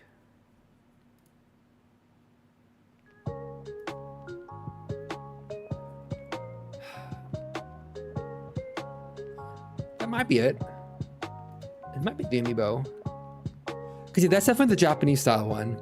I could have swore there was a Mongolian one that was asymmetrical for using on horses. There's a horsebow that's asymmetric in a different direction. Or I could be wrong. It has been known to happen once every year or two. Once every year or so, I'd be wrong. Hard to believe, I know. Someone on the internet is wrong. Oh, perish the thought. But it's a hobby I'd like to get into if I had more time. Or if I had more time. Because the problem is like, I have so many hobbies I want to do and so many things I enjoy doing. Well, now that I'm past my move and no longer at like 90% anxiety levels and 100% stress levels, I'm feeling great and there's so many things I want to do. Up until like the last 10 days, up until Tuesday, I was just like, and I was a mess. And like, I could see all the signs of me being stressed out and being a mess. And it's like, it's one of those things where you're just like, just tell yourself, don't be sad. You're like, you can be stressed and anxious and be like, I am these feelings. I'm not going to bottle them up. I'm going to bother my friends. It's like the amount of messages I send friends on Discord when I'm stressed is like exponentially higher than when I'm normal. I know, right? It's like, oh, just don't be sad. It's easy. It's so hard. I like it as a joke. I like that advice as a joke, but like, if anyone actually gives that advice seriously, they should be thrown into a volcano. I think that's the only solution we have for that.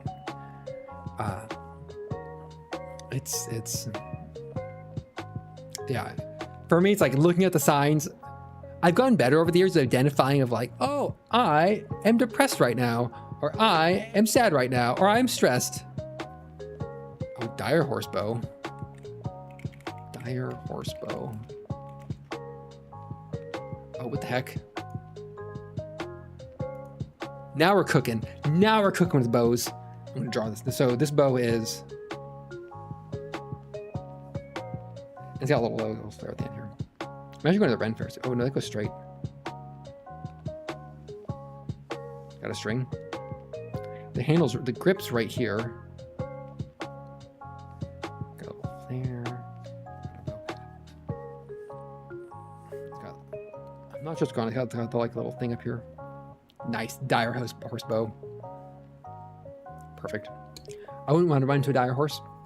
Oh man, that's the thing. I have probably talk about next Friday. Ren Fair coming up. I'm going to Ren Fair soon. I'm so excited. I love the Ren Fair. Even though Ren Fair here is mid and just okay. I love the Ren Fair. And similar to buying a bow, the other thing I want to buy at some point is I want to get a sick basket hilt rapier. Goes into my other fantasy-esque hobby of fencing that I did for years. Oh, I love me a good sword. Who doesn't love a good sword? If you tell me, this might, not gendered in any way, if you point to somebody and say they don't think swords are cool, I don't know what to say to you. Everyone thinks swords are cool. Swords or any other, you know what? I'll expand it to some sort of blade implement of a warfare. Swords are cool. Everyone can agree to this. Everyone wants a cool sword. Everyone wants a set of like full plate mail and chain mail. Like that's fitted and like works well. Like everyone wants that. Don't tell me otherwise. Right, Jared. Thank you for agreeing with me. Someone here has to. Like every now and then, like TikTok serves like different type of content, like or whatever social media you want. And every now and then it's just like somebody in like wearing full plate mail or like a full like plate armor set with like a big sword. And I'm just like, fuck, they look so cool. And they're like, how men really want to dress, like how women really want to dress. And it's like in full plate and you're just like, oh, it's so awesome. I had a coworker who had full plate mail. This was years ago. And we ran into them at the Ren Fair. And like, we all want to ride dragon and shoot a lightning bow. Like that sounds so cool. Like who doesn't want to do that, right? We ran to like a guy, the family who had a full plate mail, and he was wearing his full plate, and it was like, oh, it's so awesome. But you have to oil it and keep it like clean and prevent it from rusting. And like Ren Fairs are always in August and July. Who keeps putting Ren Fairs in August and July? Those are the hottest months of the year. This poor bastard was wearing full plate mail and like 95-degree heat and full sun. Baked. He was baked. He had to have like a little special area to cool down in. No. I've learned from mistakes of the past. I'm going to Ren Fair. I have a light. Oh, that's smart. That's big brain thinking. That's talking like someone who isn't buying the cheapest plate mail on Etsy they can find. You go to your bespoke local. Oh man, when you went to like a farmer's market and you had like, oh, here's our fruits, here's our fresh cut flowers, here's my local handmade soaps, and here's my local bespoke armory of plate mail, chain mail, and weapons you could buy. Oh, that'd be so cool. Where's our farmer's market vendor selling plate mail and weapons? I have a business idea. I'm gonna pitch this business idea to my friends, get some venture capital money in this. Oh, got a dent in it. Oof. The thought of getting like hit with a big hammer and having your breastplate dented inward into your body. Ugh. Awful. Oh. You know, I like that sort of unit testing. It's a good integration test. Oh, I made this breastplate and you just like throw a spear and it goes right through. And you're like, well, you lose a lot of customers that way. Oh, okay. How embarrassing if it... I was gonna say, how embarrassing if it did, and I'm like, I think we've all seen a Cybertruck demo in last year or two that it didn't succeed. Kills me. But I learned my lesson for Ren Fairs. I'm wearing light linen dress. I got a parasol to keep the sun off of me, and like that's it. That's all I'm wearing. I'm gonna stay cool, god damn it. Buy a lot of ale, buy a lot of bottles of water, get a meat pie of some sort. Enjoy this rent fair. And for the first time in a while, I'm not driving, so I can just have a bunch of ale and just feel bad and just feel sick and just make my friends suffer as they drive me home. God, I love a good meat pie. Like, look, I've said this on stream a couple times. I'm like 95% vegetarian, 95% vegan. So generally speaking, I just don't like meat. I've never liked meat. Everyone has different reasons for this. Like, if you told me, like, Stanish, you have to be vegan for the rest of your life, I'd be like, that's fine. It wouldn't be a huge loss to me, right? But there's some meat products where I'm just like, it's so good. It's so good. Give me like a good Cornish pasty. Oh. No. Everyone has different reasons for being vegetarian, vegan. Mine is not based in morality. I don't care. Like, the suffering animals, that's fine. It's fine. I love cheese. For me, it's more like, I just don't like the texture of meat. The actual texture of the food items. It's just like, ugh. I gag a bit eating some meat textures. I could never eat steaks as a kid. They're like, oh, here's a pork chop, and I eat a bite and I'm just like, I want to throw up. So it's a texture thing. It's a big part of it. So I don't judge other people for eating meat. I don't judge people for pretty much anything. Oh, okay, I take that back. Let me walk that back real quick. I judge people for a lot of things. For that, some fish is fine. It really depends.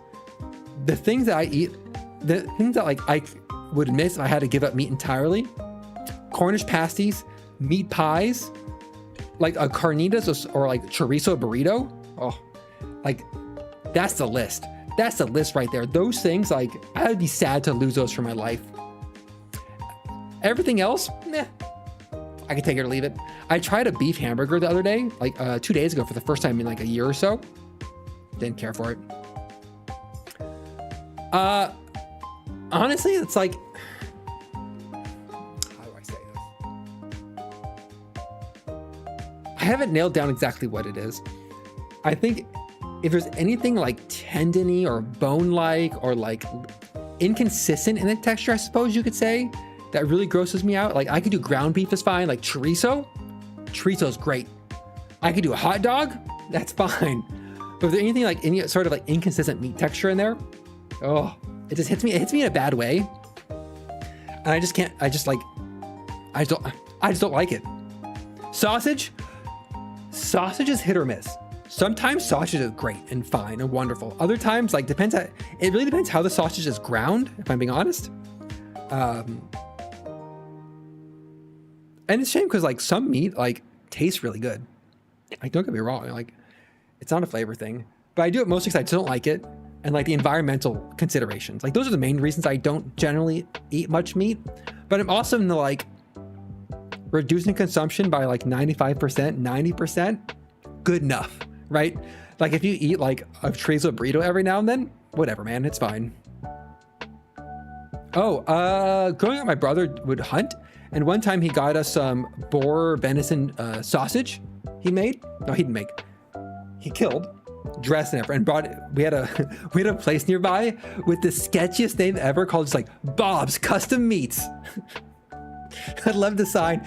It sounded so sketch, but you take like your kills in, and they'd like custom cut it and dress it or turn it into sausage for you. But the name, like, it was like a plywood sign on the side of this highway that was like hand painted that said Bob's Custom Meats. I loved it. I thought it was the best sign, the best name for a business, because one, it tells you what it does. It informs you who does it, but it sounds a little sketch. It's so good, but that's fine. So yeah, venison sausage, it depends on the grind on it. Fish is fine, but any sort of shellfish isn't. I could do like whitefish, salmon is great, but I can't do sushi very much. Put it on the big TV. My friend puts me on the TV, which I find out when she shared screenshots of like me streaming on the TV. Like, there's something about it. I'm like, oh my God, people actually watch me. but it was like her cat was on the screen following my ears. Take the hood off here, put the ears up there. Following the ears. And I'm just like, no, Nelly, don't attack my ears. Don't do it. Dox my friend's cat on stream. But man, yeah, I'm not gonna judge on vegetarianism or veganism. Hard pass. I'm a good enough sort of person. Oh God, it's been 2 hours. I'm trying absolutely nothing.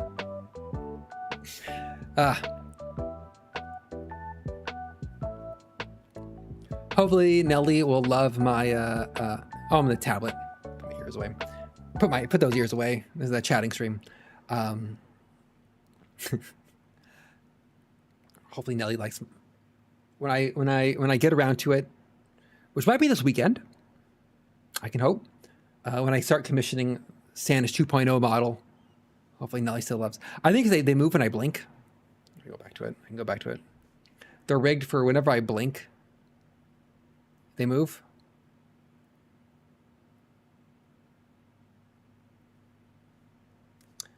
That's how the puppeting is thing. And that's something I've realized. I may have mentioned this on stream. One of the reasons I want to get a new model, one thing I want more expressiveness. I think ever since it's like a month ago, I heard someone talking about VTuber models and how part of the skill in it is how good you are at puppeting the model, which is essentially like how you are at moving your head, moving your face to get the model to, not flesh tubers, get the model to react. And since it was framed as like puppeting, I'm just kind of like, oh, I get like something. My brain clicked. I love the phrase flesh tuber because it's so unsettling. But it's like how dare they assume that's the normal way to stream? It's kind of like assuming like allosexual, heterosexual, cisgender is like the default, and like everything else is a deviation from that. When really like that gives a lot of privilege to that default sort of state. So it's like, call them flesh tubers, make them feel uncomfortable. You could say skin tuber if you want. Is that better? Is skin tuber better or worse? I'm going to vote skin tuber's worse. Cam tuber, different implication. So let's see if I can bust out this drawing in 10 minutes. I promised our friends, I'm like, oh yeah, 8 o'clock.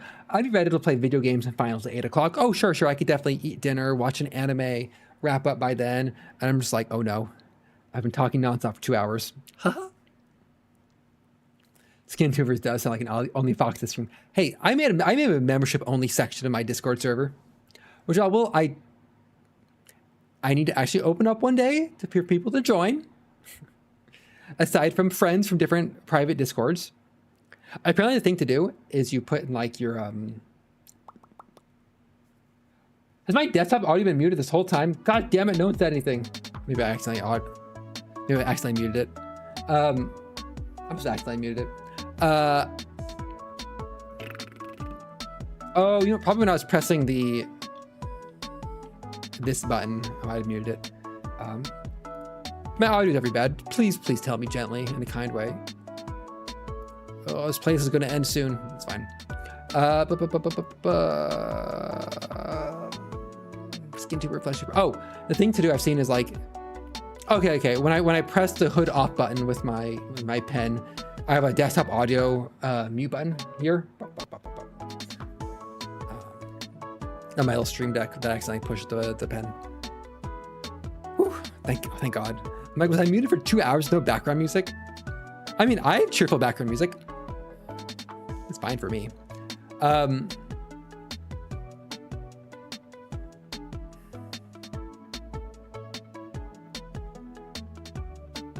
tuber.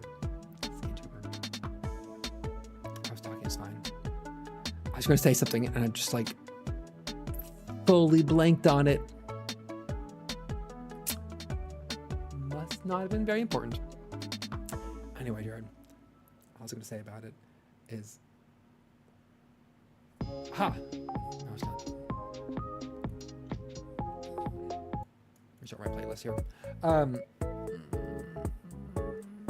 Vegetarian veganism.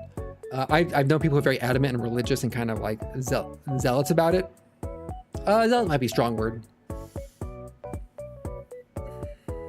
Fanatical. Fanatical about it. And I've realized like it's such a huge turnoff if you're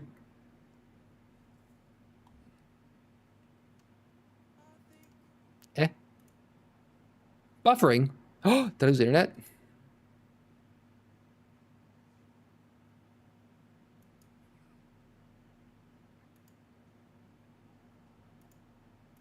One second. That was weird. I've had enough friends in my life. That was weird. The YouTube started buffering weirdly, but nothing else was buffering. It's fine. Fanatical, and I'll say this on stream probably several times. I'll always say it about veganism, vegetarianism, and I'm like, if you're trying to convince people to eat less meat and less animal products, like the way most vegetarians and vegans do it is like, it is the wrong strat. It's the wrong way to do it. You don't tell people like, oh, you're a bad person for eating meat, and you should go 100% no meat from here on forward. Like, that's gonna convince absolutely nobody. That's gonna convince nobody to switch habits of any sort. And I'm like, if everyone reduced like their beef consumption by 90%, let's say, it'd have such huge environmental impacts in the world. That'd be amazing. But like that last 10%, let's address it if we ever get there. Like, I could never go full vegan. I never could. I could never go full vegetarian because I've seen people who are full vegan, right? It's like, they don't have good marketing or advertising.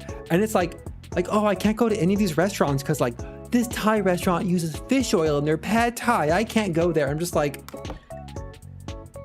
I don't care. I don't care. Like, I don't want to like be that friend who's like, oh, we can't go to this restaurant because they use fish oil in their pad Thai. Like, no one wants to hang out with that person, right? Like, that person is a wet blanket. So like 95% of there, good enough. Use that fish oil. Do they use, the soup base for this chili has beef in it? Like, I don't care. I don't care. And then it's like, my parents, for example, my parents eat meat like every day. Constantly eat meat, whatever. It was a challenge for me growing up because they kept eating meat and I just didn't like it. But my approach has been like, hey, I've reduced eating meat by cooking this thing instead, or making this, or try this Indian chana masala recipe, or like try Impossible meat. Let me cook it for you in a way that's actually good. Or like offering alternatives as a like, here is something you can do that is as good or better than the like meat product, and it's fine. Or like, here's oat milk. It is pretty much the same as regular milk for most of your use cases. Just use that. It's cheaper, it's more environmentally friendly, it doesn't go bad and smell super gross. Milk, by the way, smells hella gross when it goes bad. I've had like milk creamers and I've like poured in my coffee and there's like chunks and I'm just like, I'm done with this. Give me whatever chemicals are in like oat milk creamer. Please give me those instead of like a dairy product that's gonna curdle on me. Milk's one that gets me. But like cheese, there's no vegan or vegetarian alternative to cheese. I'm sorry, everybody. Like, you can't replace Parmesan. You can't replace cheddar. Like, if you can give me a good vegetarian or vegan replacement for cheddar cheese, I would thank you and happily buy it. But you know what? You can't. Food science can't. So in the meantime, I'm going to buy my cheddar cheese, God damn it. It's like, if there's a better alternative, great. If there's not, it's fine. You do you. I don't care. Also, another thing, meat is expensive, man. The other day I went to buy meat for something.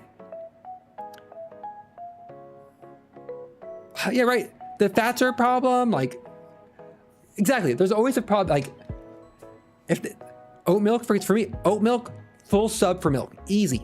Got that one. Nailed it. Impossible meat for like making like taco meat. Great. Done. probably like no problem. Some substitutions have worked great. Tofu for subbing out some things for me has worked fine, but like cheese, good luck, man. Like that one's hard. Like all those fake, like not fake, cheese alternatives, mid, not even mid, just not good. The one, okay, I'll say this and I'll stand by this. The one non-meat substitute that I've tried that's better than the original, fake chicken nuggets. Fake chicken nuggets, frozen ones, the fake meat ones, better than regular chicken nuggets. I stand by that one, and I will die on that hill. Impossible chicken nuggets have the best fake chicken nugget meat, while I think the corn chicken nuggets have the best fake chicken nugget breading. If they can only combine those two technologies together to make the world's best chicken nugget, and then make them dinosaur shaped. That's the last step. Just make those fake chicken nuggets, make them dinosaur shaped, and you are good to go. But like carnitas, you're not gonna replace carnitas. I'm sorry. You're like, oh, we made this with jackfruit. Like, no. We made a, no. I'm sorry. I will cut meat out of a lot of parts of my diet, but like a chorizo burrito, good luck replacing that, my friends. Good luck. If you can, wonderful. But like, it's not happening. I like a carne asada taco the other day, and it was just like, it was so good. It was so good. Oh, bad sandwich chicken nugget tastes. Look, maybe I just haven't had a regular chicken nugget in a while, but like, I've gone through all the fake meat chicken nuggets. I stand by that. Wait, was it Corn or was it Morningstar? One of them had better breading, but the Impossible definitely had the better chicken nugget itself. But not the best breading. I'll stand by that one. That's my toxic trait. Now this is purely talking about chicken nuggets, not like chicken wings or like any of that sort of like genre of chicken-like parts.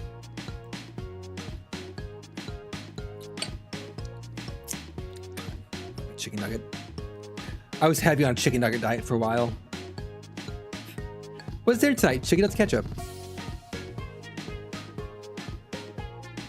Oh, when it's a chicken tender bite.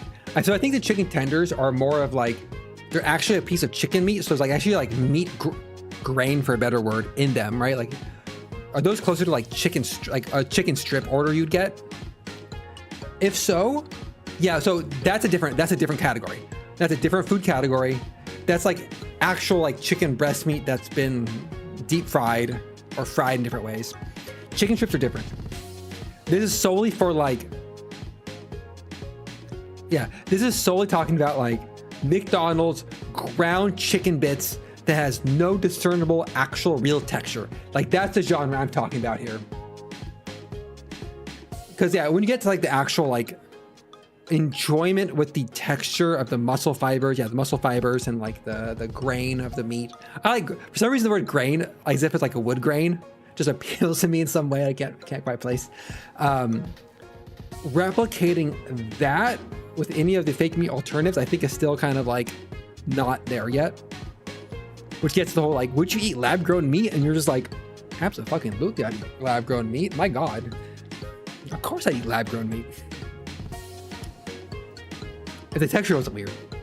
If the texture was, when I eat a lab-grown steak, I'd eat it once for the novelty, but never again. Because like, I don't like the real thing. I want to go for the fake meat.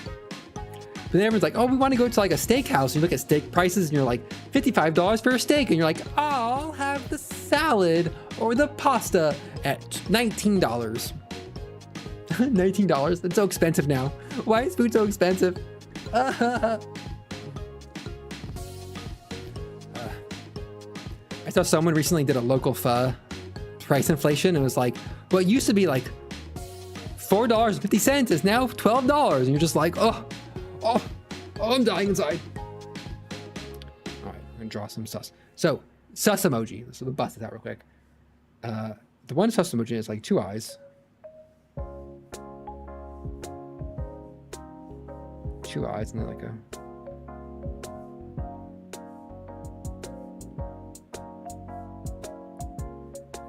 so sus emoji I know is kind of like two eyes like this. $15 for chicken nuggets? $15 for chicken nuggets? Jesus Christ. That's a crime. That is a crime. $15 for chicken nuggets. My God. How is no one been arrested for that? That's absurd. Chicken nuggets should be like $3, and you should be like, yeah, throw some chicken nuggets in on that order. Though I remember in college, people being like, we're doing some late night nuggy runs and like driving out to like McDonald's or whatever, get chicken nuggets for like maybe it was like $6, $15. I think when I saw fast food was getting like super expensive, I'm like, what's the point of this? What's the point of fast food? It's expensive. I'm deeply insulted by it. I mostly cook at home because I'm insulted by restaurant food prices. And by cooking home, I make like the same three things. I don't have a varied diet, and I should address it. Is this my sus emoji? What is the sus emoji in Discord? Oh, let me put this in my moderator only channel here. Sus. Oh, it's not quite at all, is it? Sus emoji's like this. It's a little lower. It's like the eyes emoji, but it's like it's like straight lines. I had someone request a sandwich sus emoji, and I'm kind of want to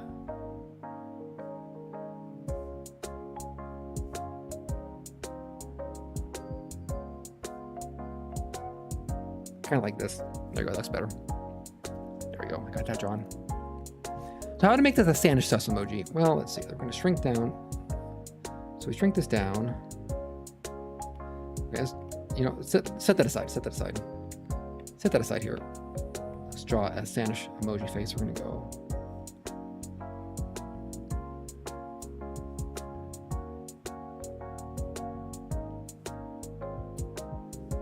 Whoop. Whoop. Right here.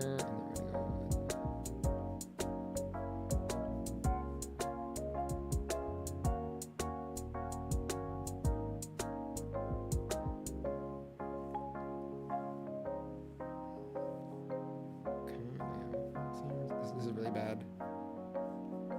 I'm sketching out how I feel about this, and then fox just come down like that. The problem is this emoji doesn't fit anime eye style. That's the problem. This is a really bad drawing. This is real bad. I'm not like, so anime eyes are like, my eyes are like this shape roughly. I don't have eyelids, so my eyes would be closed. It'd be like,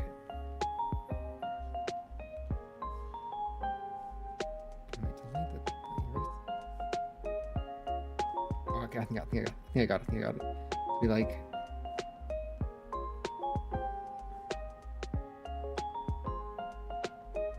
maybe like this, like that, except drawn better. Haha. So that's the problem. Someone requested a sus.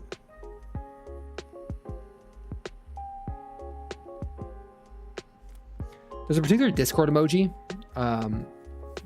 that this was requested from, which is just like, looks similar to this up here. I'm not trying to draw in a chibi face.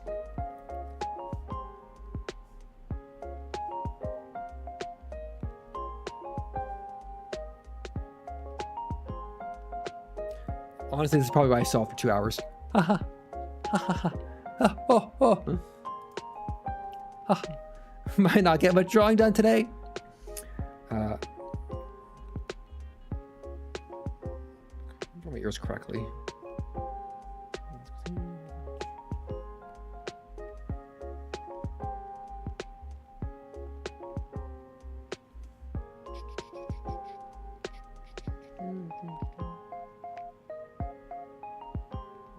Maybe I want to commission this new art.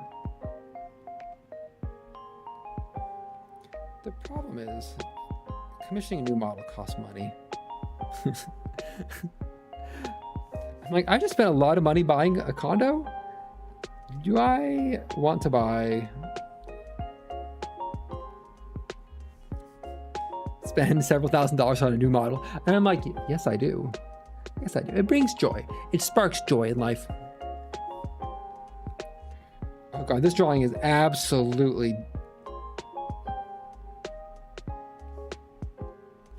Yeah, maybe this is a relatively drawing-free stream. Oh God, what's his ear? So bad. I'm not trying, and I've had a glass of wine. It's not me. Beautiful. There we go. Throw my pen down. I drew something. This is something you don't draw for like 2 weeks or 3 weeks. Look at that. Look at that quality. Here we go. Here we go. You know what? I know how to fix it. I can fix them. We're just gonna do some janky. You know what this needs? It needs some janky shading.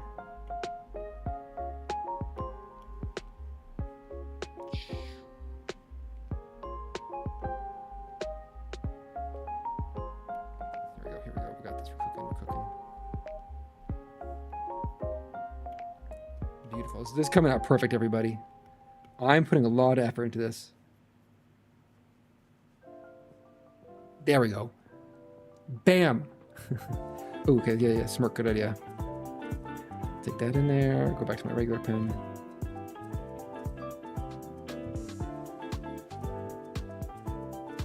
There we go. It's so not good. Bring shame upon my...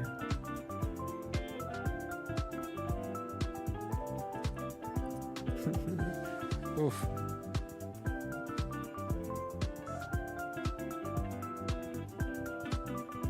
This is art. This right here. Oh, I did have the wrong orange. I'm like, this orange is looking weird. Is this the capture card? I'm like, no, I just had the wrong orange selected.